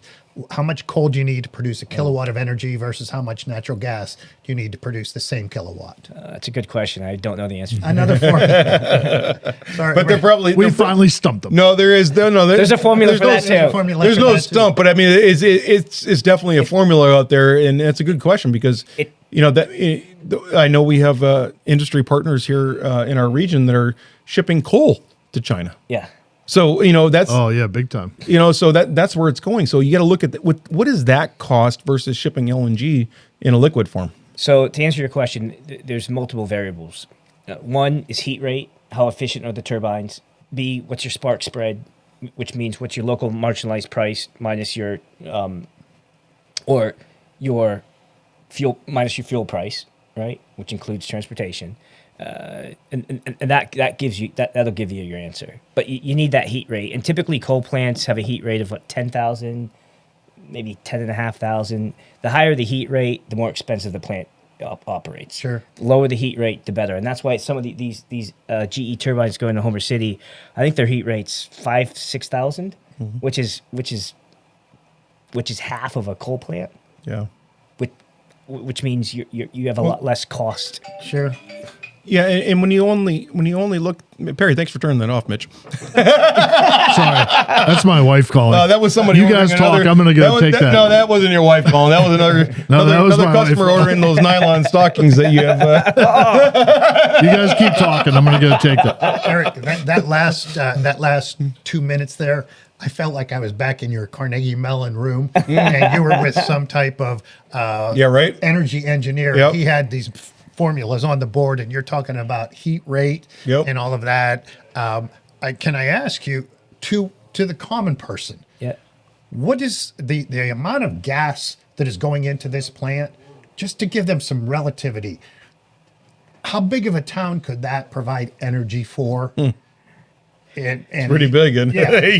for something that goes, what'd you say, 4 gigawatts? 4 gigawatts. 4 gigawatts. Gigawatts. It's, Gigawatts. whatever. Let's look at it from this perspective. I'd say anywhere between. Well, you could all of Allegheny County, Yeah. easy. Is that right? Yeah. That big. And that doesn't put a dent in the actual reserves and natural No. gas available to us It on do- this planet Earth. It doesn't actually. It does not. No. So we have no feel. The common person out there, the consumer, really doesn't have a feel for the magnitude and how relatively large this is, but how small we are. Yeah, in and that I- regard, in and I- terms and- of energy. And I In think terms if of energy, that's correct. No, yeah. you're absolutely right, and I think if I can just chime in here for the consumer that's just at the end game and feeling the pain as to where the price points go. If there's one thing that can be done, and if you want something to be done, is to give an outlet for this gas. Yeah. Not only in the Appalachian Basin, but there's basins all over the country. So that we're sitting on one of the biggest, largest energy reserves that's already been tapped into in many respects. We just need the ability to outlet it out. You're talking about Marcellus. Well, I'm talking about our Appalachian Basin. Oh, So the Appalachian. not only the Yeah, the Marcellus, I'm Appalachian. talking about the Utica. I'm talking about the deep Utica. I'm talking about you get down into any of the other basins as well. If you don't have an outlet that meaningfully takes you to a market, then it's meaningless. which is why you have prices as lower than Henry Hub. Yeah. Which is why you're always discounted. Yeah, It's constrained. but it shouldn't be discounted. I should guess not that's my point. I agree with you. We're sitting on one of the largest natural reserves. Yep. That's pretty clean too when you burn it. It's very clean. Yeah, unlike coal. You want to talk about coal, and you want to talk about all the other sources that are Sulfur, out. etc. Yeah, or the amount of water that has to go. All that too. stuff, right? Yep. So Yep.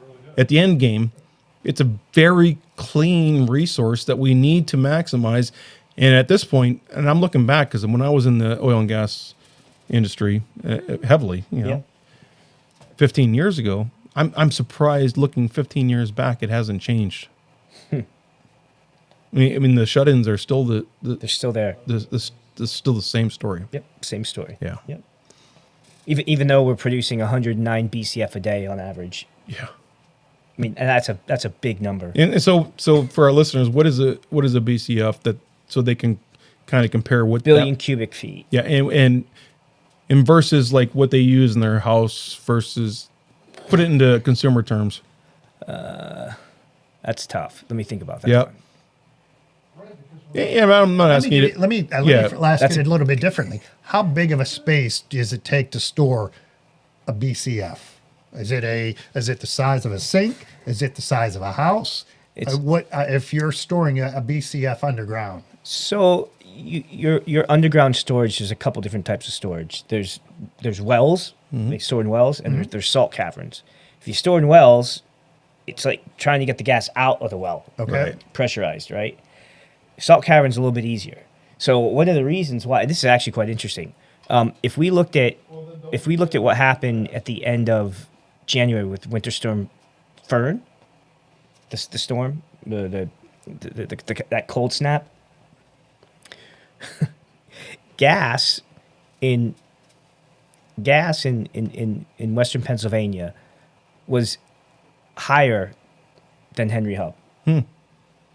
I don't know, Henry. For those last 2 weeks. Henry's a great guy. It is. If you're in the Erath, industry, Louisiana. if you're in the industry, you're always looking at Henry Hub to see where the price points are. It's NYMEX. Going to do my research on Henry now. It's NYMEX is what Okay. it is. Yeah. So when you see, if you look commodity prices on NYMEX, Sure. and that was one of the first 2 weeks consistently that we saw prices in Western Pennsylvania not trade at a discount, but trade at a premium. And there were some big days. Because here's the other interesting thing too. So the pipelines, we talk about pipeline systems, yeah? So those pipeline systems were constrained as well when they have operational flow orders, which means basically if you're a generating station or you're a producer, you're taking gas off of the system, or you're putting it onto the system. It's one of the two. That's kind of how it works, right? When you have these operational flow orders, you are limited in terms of what you can take off based on your contract for firm transportation with for example, with Berkshire Hathaway Energy, EGTS, and also if you have a contract with me to buy my gas, let's do a contract 10,000 decatherm a day, right? Just a number. Do I get paid today? You get paid in about 30 days. Decatherm a day. Anyway, or a little bit longer than A that. But anyway. decatherm. How many days? We have those contracts are depends. If it's at the end of the month, Yeah. then it can be another 30 days. But if it's at the beginning of the month, it's And by the way, if you're a law firm, I have doforce.ai. do you? And it's an overdue. What a shameless plug. I but know, that's really a plug is. That's what I was nonetheless. asking. I like that one. That's a good one. Before we get too far, I interrupted you there. No. A decatherm? Yeah. That's not a decatherm. It's not. It's a metric. That's If it was, you would go to myedmeds.com for a decatherm. it's a measurement of gas. Yeah. Okay. or a measurement in sex. Yeah, or that too. Could be both. We Is it thermal or is it deck? one of the two. or a dick? It's your thermal, Yeah. basically, is what it is. Okay. Yeah. It's the energy produced with one decatherm. Anyway, 10,000 decatherm contract. The issue is if you buy it from me, and I agree that I'm going to sell you 10,000 a day, Okay. and it's cold, and we have freeze-ins. Yeah. I'm probably not going to tell you. I'm probably not going to be selling you 10,000 if that's my max output. If my max output is 10, I'm probably going to say, well, freeze-ins, you have to weigh the risk. I might go 5. Is there no contract in place in the beginning, or is it? It's through your gas marketer. or is it conditional? It's through the gas marketing company Yeah. that we use, for example. But that becomes the issue. It becomes operationally, can we actually produce 10,000 and sell you 10,000? Because if we don't, we have to buy it, That's right. And you're eating it. and we're eating that cost, and we're still, because we still owe you, Right. no matter right. what. If we I think produce that's it the and buy basis of it, Your question is that contractual that I It bought the is. 10 decatherms, so Well, I it got to is, get my and that's 10 why I was asking on That's that, up yeah. to you to find it now. through the NASB contracts. Even after 2.5 these Japanese purified water whiskeys, I am still. You still strong. I'm You're still. I'm still pinging. Yeah, yet. sharp. He's still Laurie. That's the case. So what you It's see easier is for me to say.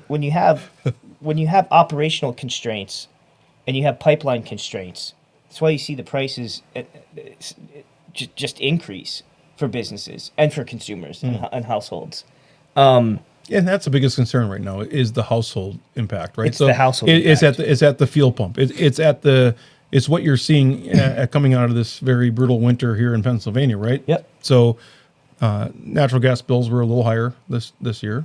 A little higher electricity bills were probably Of course, electricity bills have little been a bit lot higher, higher, you know, and a lot of that goes back to our AI friends that are doing this. And part of it. Yep.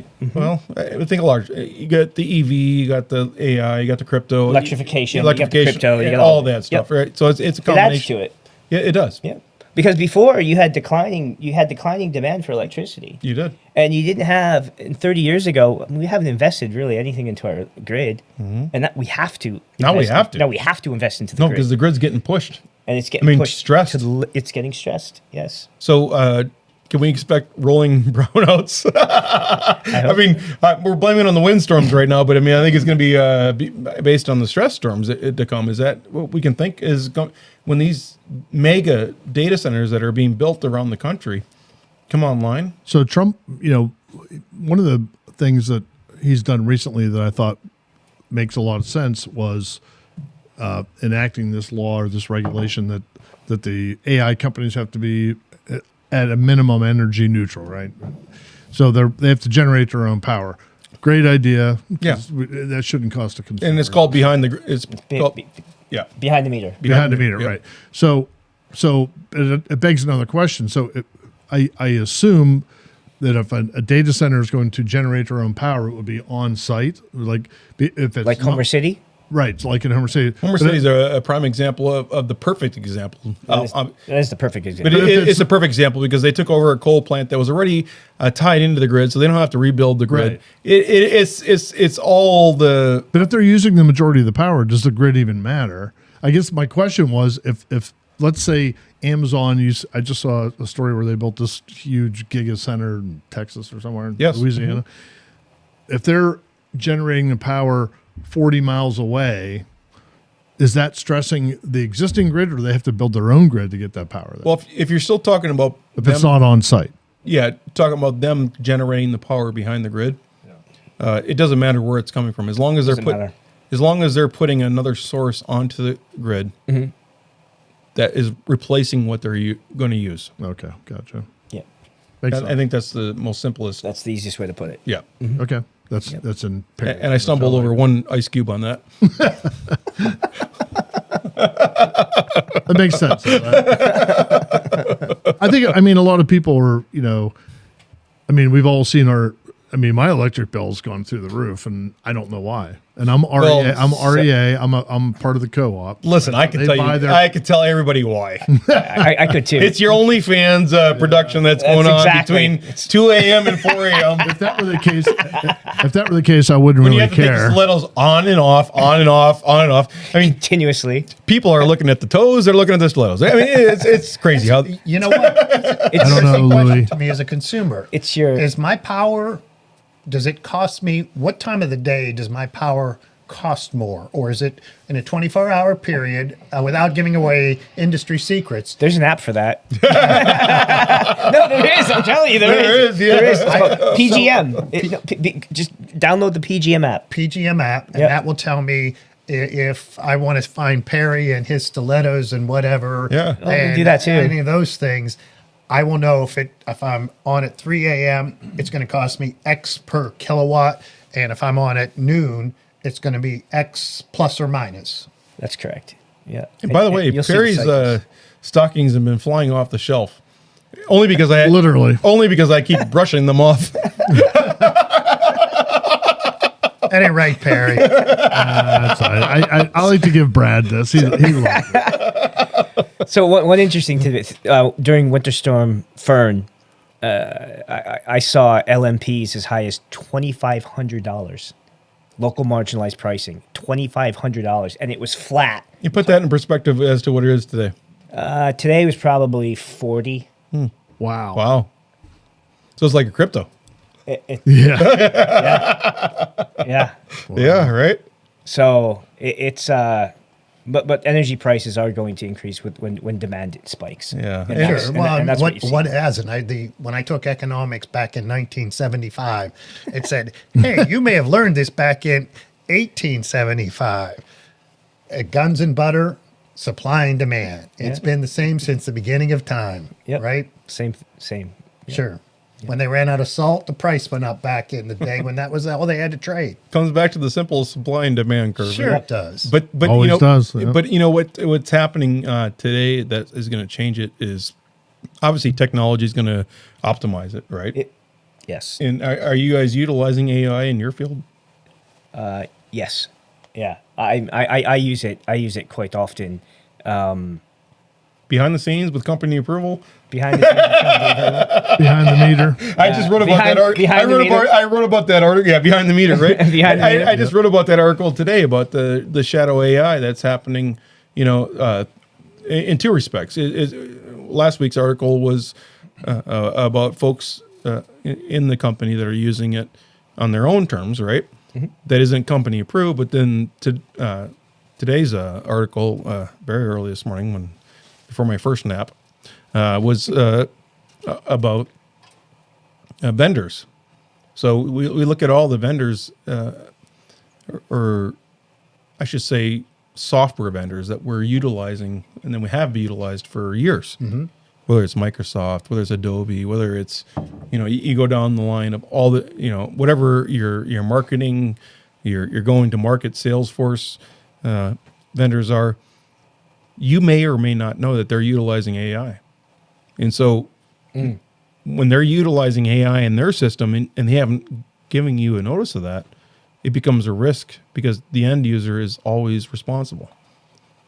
Isn't that did I not see something today, Brad, with California has a bill that is pending that requires any promotion, any advertisement, anything. Yeah. Did you guys already talk about this? No, we talked about it before we came on air. Oh, so, yes. And I showed bill. him. I showed him on my platform. So my one platform, and I'm not going to say it on air yet because I'm not ready to go to air yet on it.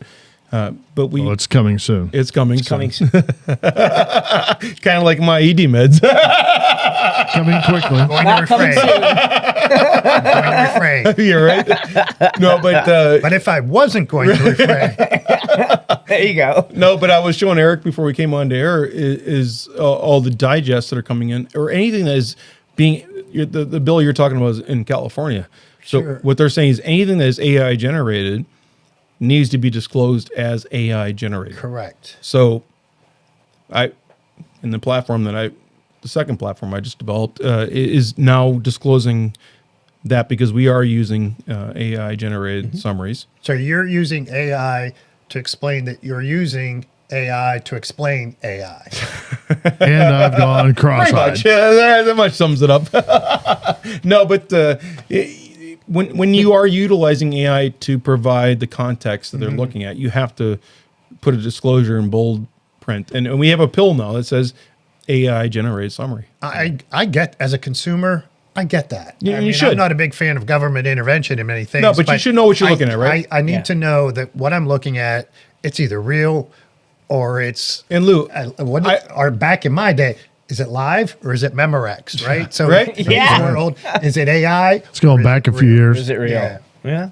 no, you're exactly right, and I agree, and I can't disagree. I should say I wouldn't say I agree, but I can't disagree with where California's coming from.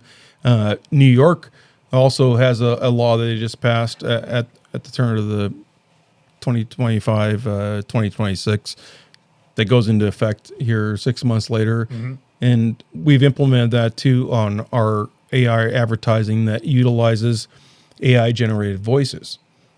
So instead of having to hire a voice actor, and again, you got to mind you, you got to look always where the source is coming from, where the lobby effect is coming from. The lobby effect. Yeah, For sure. and we talk about that from anything, right? Yep. So it's New York and California, the two biggest actor states. Yeah, so you're talking Screen Actors Guild once Exactly. they don't want to get Sad. cut out of the Exactly. equation, 'cause So- theoretically you could make a whole movie right now with no people. No, you can. Well, these guys, they're going to be really upset when they hear the smooth voices on this show. They're going to be like, those have to be AI created. AI. And there are no disclosures because these are real. These are the real deal. But with that being said, California, New York. We talked about California. New York is coming out with a law coming in effect in June that says if you are using a voice over that is not human, you have to now disclose that on your video. And to the point where my disclosures are now, this is an AI voiceover. It's not human. I mean, it's that bold and it's that direct. Sure. But it lets the user know, because if you go on social media, you're looking at all these different videos that are coming into your feed, right? And you're going, well, and 6 months ago, you're going, oh, that's definitely AI. Now you're going, is that AI? Now I'm not sure. Is that AI or is that real? Let me really look closely because, I don't know. Now you can imagine from 6 months from now, it's going to get a lot more confusing. It's only getting better. So I agree. I think there should be a disclosure on there, and I have no problem putting it. And we've done it in all of our platforms. Sure. I've gone back and even retroactively put it back on things I've posted before because I think that's important. Did you let everybody know that this is real? Oh, this is real. This is 100%. Oh, this is real. Yeah. This is This is 100% real as it gets. Real. You know, as I box with my mic. Yeah. I was gonna say, who's winning that? Who's winning that fight over there, Brad? I know it's the Bourbon boxing match going on right now, and trust me, I haven't felt a punch yet. Why don't we take a quick break and then We're gonna take a quick break, and then we're gonna wrap things up when we come back. Sounds good. Thank you for being here.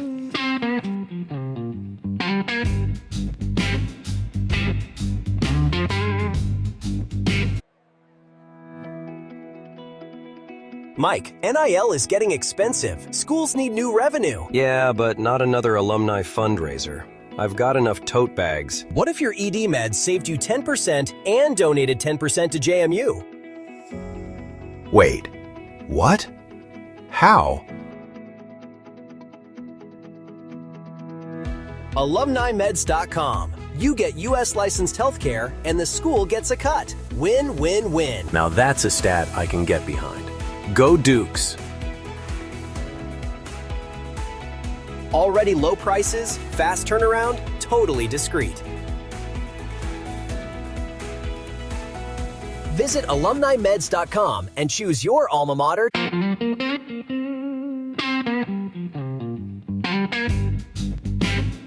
All right, we're back. And we've been talking about our Bourboners, even though they're not here yet, but we're thinking about them later.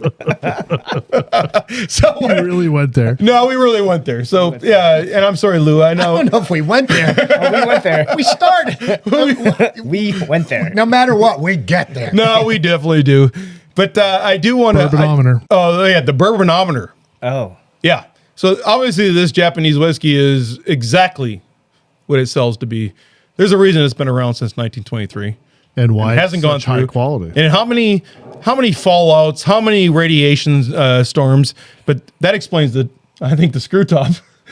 Well, they don't want the No, lid they don't want any accidentally of that come off. infiltration in there. This is pure. This water is pure and it's good. And I'm telling you what, we are enjoying it. It's delicious. Yeah. It's It a- is delicious. It is. And I couldn't think of very a better good guest whiskey. to enjoy it with than Eric Kowalski here. Appreciate you. Who just, he spent a lot of time in Japan. Japan's very close to his heart, obviously near and dear. Yeah. Your wife's over there right now. We can't wait to bring her back to the States. Can't wait. Yeah. And with that being Can't said, you also have a couple other things that are cooking in the old back oven that are exciting. So tell me about the two books that 2 books, Eric? Come two books. on, Two really? Come on with it. Let us know. books. Yeah, share it, brother. $2. Yeah. So, my background, I'm an economist. That's my education, and also policy at Carnegie Mellon. Yeah, at their policy school, Heinz School. So, think about. I've always been thinking about systems and how things work. So, the first book I wrote, I think it's pretty much complete. It's called Capital Can't Wait, and it's about the deployment of capital.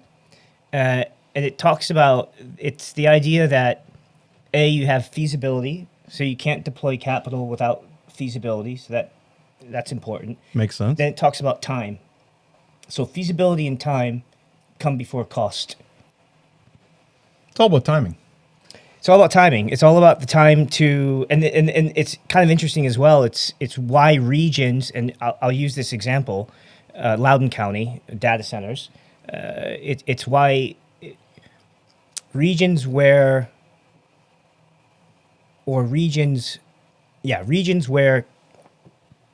capital is or cost is expensive,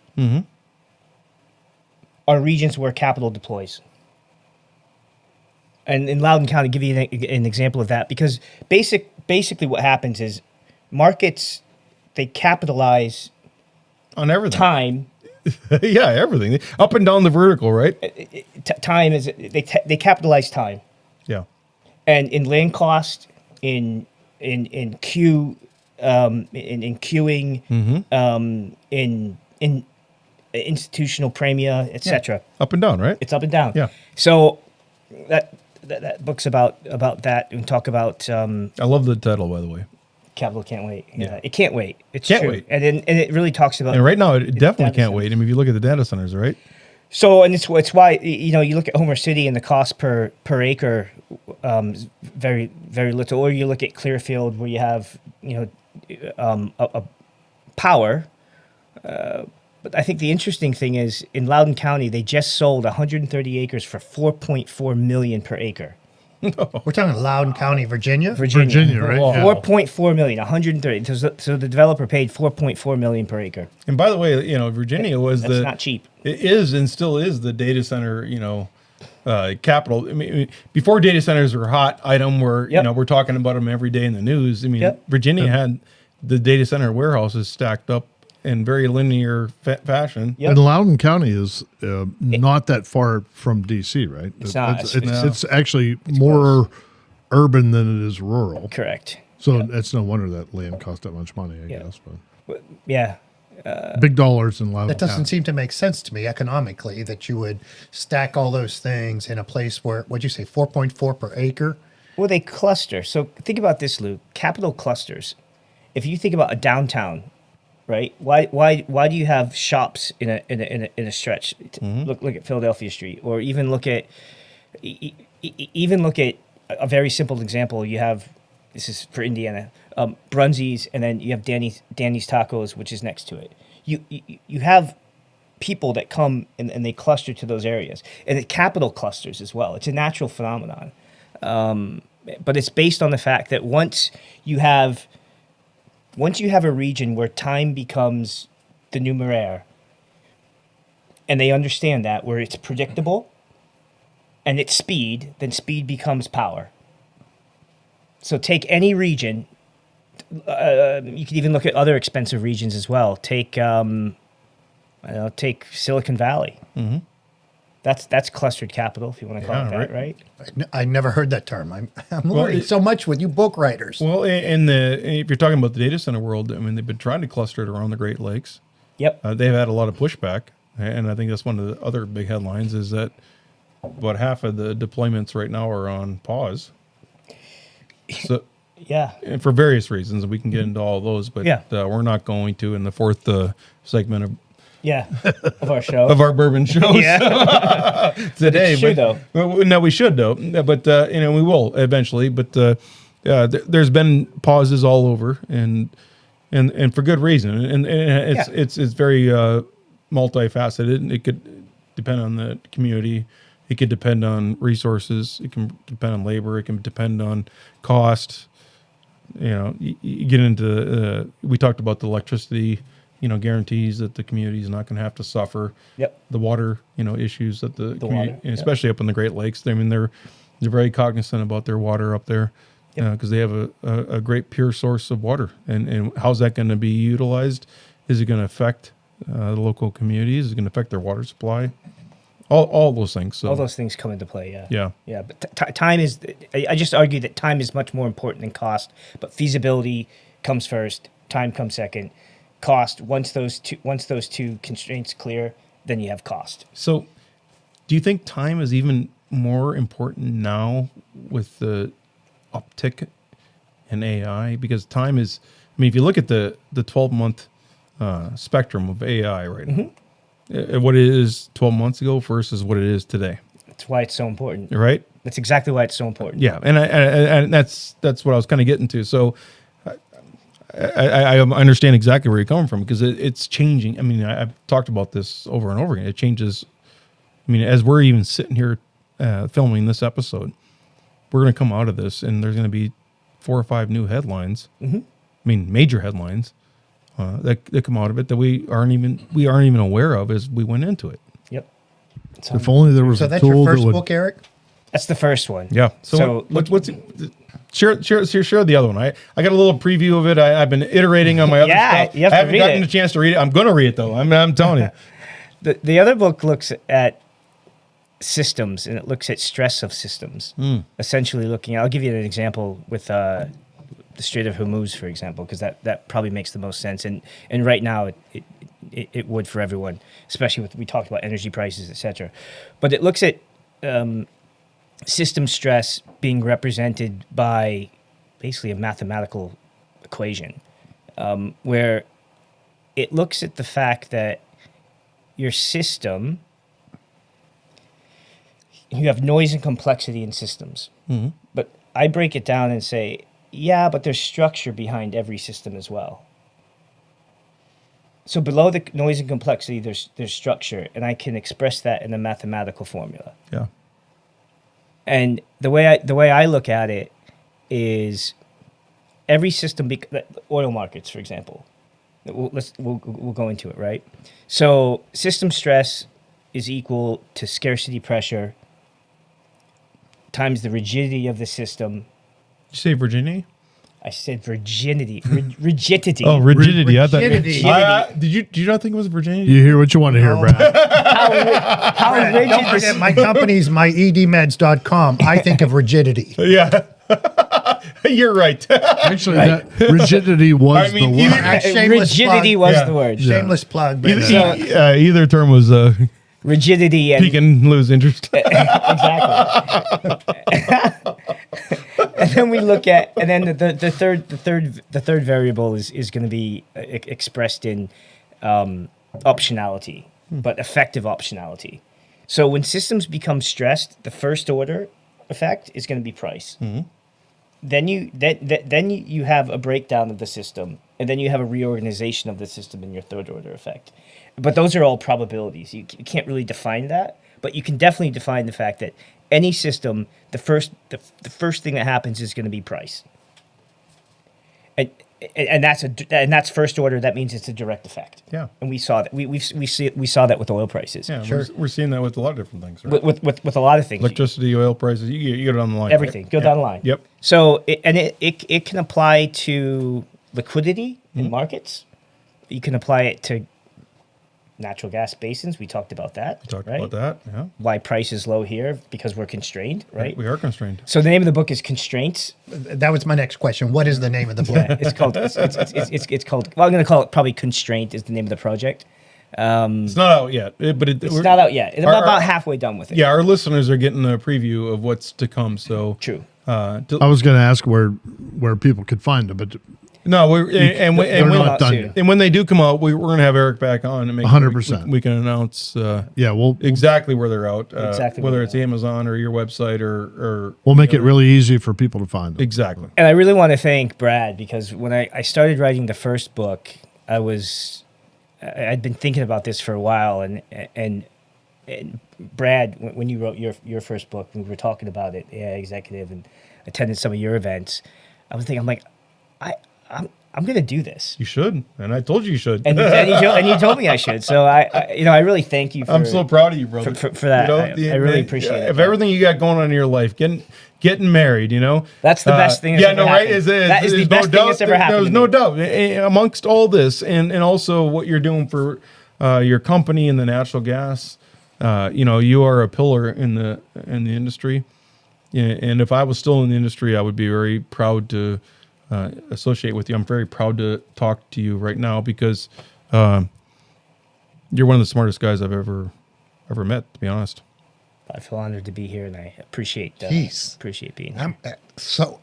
I'm with two of the smartest people Lou, on the planet. I'm saying I'm with Brad. Gee, Brad's three, guy. Three. And last week we had my partner, Dr. Rich. Oh, Dr. Rich is very brilliant too. You could tell. I'm telling you. And guys. and by the way, Dr. Rich doesn't drink, so he put up with us for 4 segments of. He goes straight to asshole.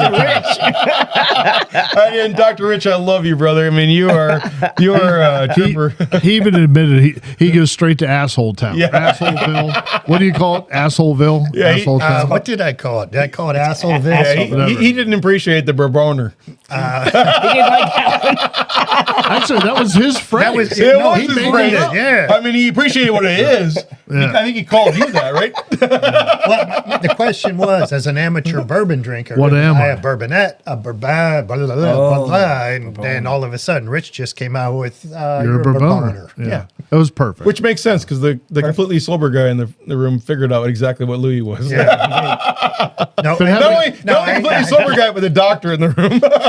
You were prescribed that. Right. So definition. under the heading of "We digress," Yeah, right. Eric, that's so awesome. It is You got awesome. 2 books coming out. No. Brad, how many do you have out now? No, but I have a bunch out, but I have 4 AI books out that 2 have been on the bestseller list.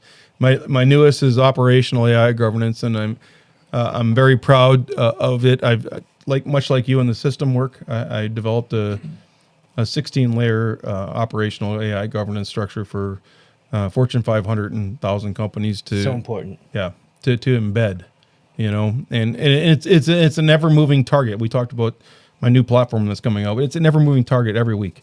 Mm-hmm. And just like my articles the last 2 weeks, they've changed since my books come out because AI is a moving space like none that we've seen before. It is moving It's hard to keep up. It's hard to keep up. It really is, and right. and if you're a governance officer, if you're a in-house counsel, if you're If only there were a place you could aggregate all that information. God, that'd be Gotta be great. tremendously valuable, wouldn't it? no, Perry is. I think what you're saying, Perry, Perry's the if best only pitch there was man ever, right? It is. I actually think what I he's can't saying, if even there was imagine. only a place where you could keep up. Yeah, right. Right? Yeah, thanks. Oh, Lou. like my ED meds. My ED. You can keep up. Keep up with his easy. Yeah, if- I'm sorry, guys. That's my last reference to that tonight. It's a lot of fun. Brad, I don't do this because I enjoy editing the video and all that. I do it because it's so educational. I learn so much every week when we shoot because we have people like Eric and like Louis, and Brad's always a wealth of information. It's so educational. Like I always walk away from these shows. It's like, holy crap! I didn't know that. I didn't know. I didn't know. This is coming from the guy back there wearing his nylon Perry's stockings great. without a dress tonight. And we all got to look at it, you know? Thank God for the bright lights, right, boys? Exactly. I have one more thing for you. Yeah, all right. Yeah, so when I think of the world, I think of it in mathematics. Yeah. And the physical world can be explained by math. Yeah. So easy question: 1 + 1 equals Yeah, well, that's the question that you get buried in there every day, right? Equals 2. Yeah, right. Yeah. It equals 2. No, right? well, 1 + 1 I got equals 2. 2. but does it? So it equals 2. And Don't go there. It's always equal to 2 + 2 = 4. 6 + 6 = 12. We know this, right? So, and if you think about the exploration of the man's mind in math, right? So think of Pythagorean, right? That Theorem. the theorem, but it's always been there. Yep. A squared, B squared, Right. C squared. It's always been there. It just took us to think about it. Right. And but the physical world has always proven it, right? It has. E = mc squared, Einstein. Theory of relativity. It's always been there. Can I take you one more level now? The quantum level that's coming on, and this is where I'm going to bring you back when your books are going Yeah. to. And I want to talk to you about the quantum level because Yeah. the quantum level is proving a lot of this stuff. It is, which is fascinating. You know why? And this is the way this is how I believe in it. You're shaking now. I believe in it. I believe in a transcendent being because math. When we can have this conversation, it's more philosophical. Is God's mind, Of course it is. It's perfect. and it's perfect, and it's always been there. But it takes humans a bit of time to figure it out. Right. But it's always been there. But when you do figure it out, it's an Exactly, and it explains the physical world. it does. Whereas the physical world doesn't explain math. Right. But they try, and some scientists try to do that. I think it's the wrong way to look at it. But just from a philosophical perspective, math is God's mind. Well, thank you for. It's very it's black and white. There's no gray in math. There's no gray. It's always been there. It just takes us a little bit more time, Perry, Exactly. No, to I figure agree. things out. Yep. And when it comes, yeah, you're right. When it comes to that quantum world, we're finding. Well, and there's super scientists that just interesting. came out, and we'll get into this maybe on the next episode or not. But they're figuring out that quantum explains consciousness. Right. Yes. So I mean, that's very powerful. It's massively powerful. So, and what I appreciate you bringing up today, and where we grew up 40 years ago, is there was science and there was religion. There was this Red Sea divide. Yeah, You were either in one camp or you're not. Mm-hmm. But now it's converged. it's converged, and with what we know about science now, it's too perfect. It's too good, and there has to be some creator, and I'm putting it in very basic terms. The Bible sums it up much better, and what I'm Is this saying the is basis for your book, AI and God, Can They Coexist?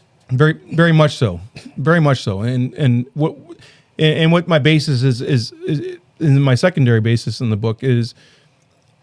There's a lot of folks out there that are looking to AI as being their secondary God, and they can't be, because there is only one God, and whatever is created is in the image of God, and that image might be the secondary image created in God, and whether that's AI or not,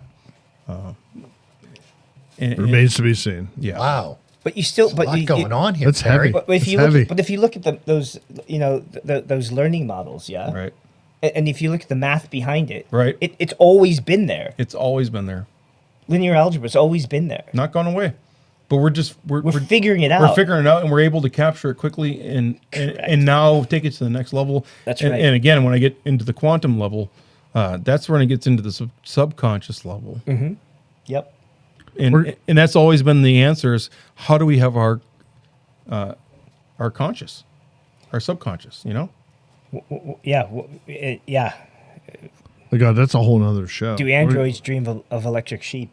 Comes to mind. not- Blade Runner. not yeah, right. It does. No, but it exactly. But maybe that's a foreshadowing of what's to come, and so that begs the question of the AI models and the humanoids that are coming out. Are they going to have also a subconscious level once quantum comes in? Consciousness, and then how do humans differentiate Right. between the two? Right. Like, how does that work? And is there a difference? And could there ever be a difference? Because everything is coming from God's mind. Right. All the math. It's Yeah. all the math. And the math defines the world. It's when you actually think about it, I think everyone should take some time to think about it. It's mind blowing. Well, and by the way, we have some very young, astute Indiana golfers that love to listen to us, and this just emphasizes math is important. Super important. Math is beyond. Actually, I think it's the most important, if you ask me. So you mentioned a squared plus b squared equals c squared, right? Yeah. There are a couple times that I've used it. I thought, now I know why I learned that. Have you ever had that moment? You're like, now it makes sense. I can tell you what c squared is because you told me what a and b are. So now I can figure out c for you. Yep. And all of a sudden, you're the smartest person in the room because you took what is simple math in our world that is just so obtuse for so many people that that's just that line that goes that way. And Eric, you're a very well traveled individual. Yeah. You've been to different continents, different countries. With that background of his question, I just want to add, when was the moment, or was it always the moment when you realized it's definitely a God moment that's driving math? It's been over the years where, and I think it probably happened in a tent. Yeah. when I was in China.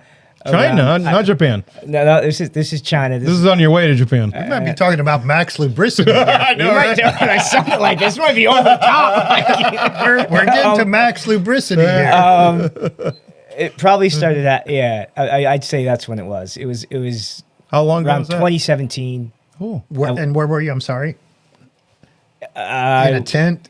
I was in a tent climbing a mountain called Sawir Jotazi. That's why I sent this to you, because I was thinking about this as well. Because it very obscure mountain chain, yeah. very obscure peak. It's never been it's never been summited before, and we've attempted it twice. My group, at least. Where? It's on the border of Kazakhstan and China, Oh, I thought you were up near Punxsutawney. in the No, no, no. Xinjiang in the Xinjiang province. I Yeah, thought you No, were.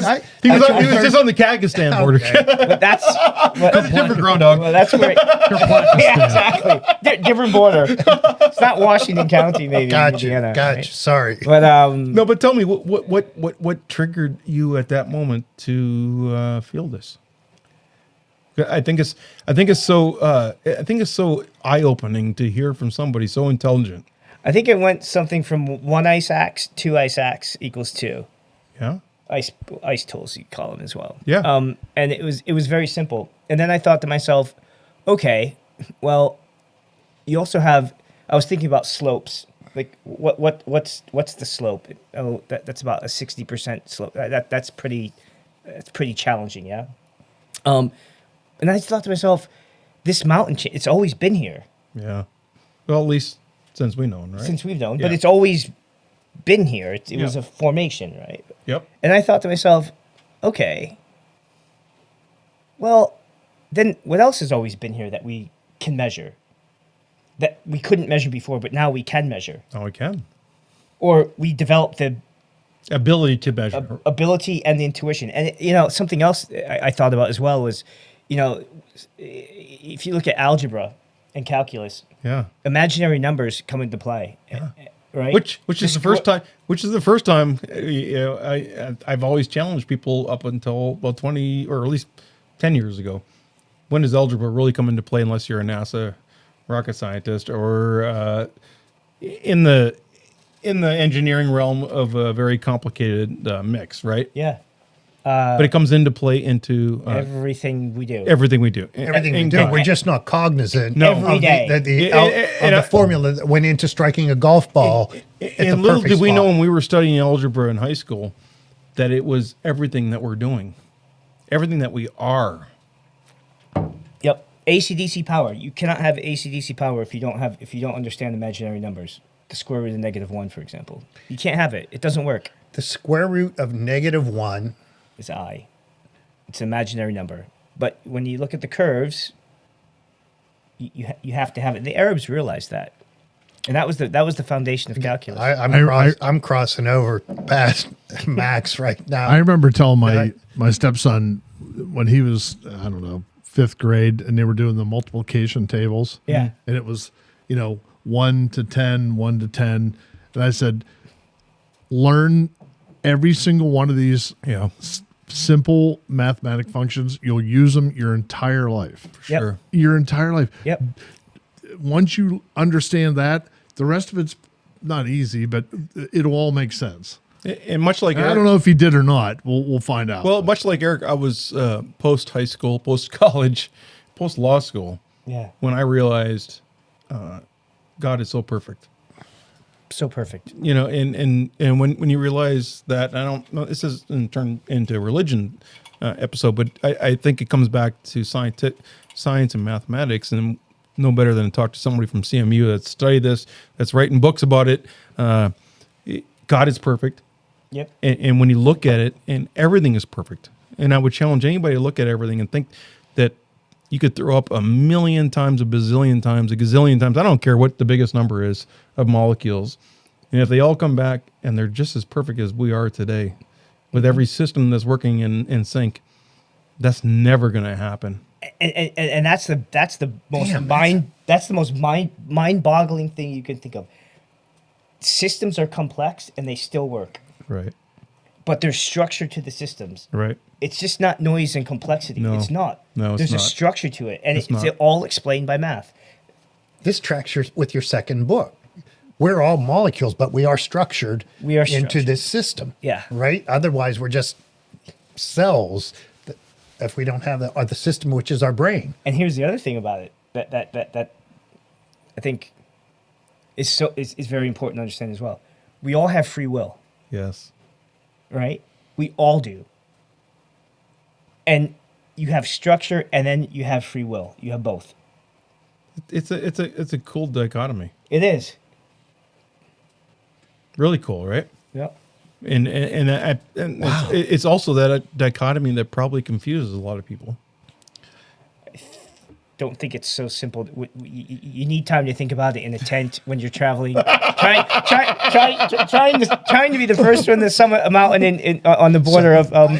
So you couldn't have done that at your 9 to 5. This is material for another. Definitely for another episode. It probably is. Perry, and I just bounced my mic again.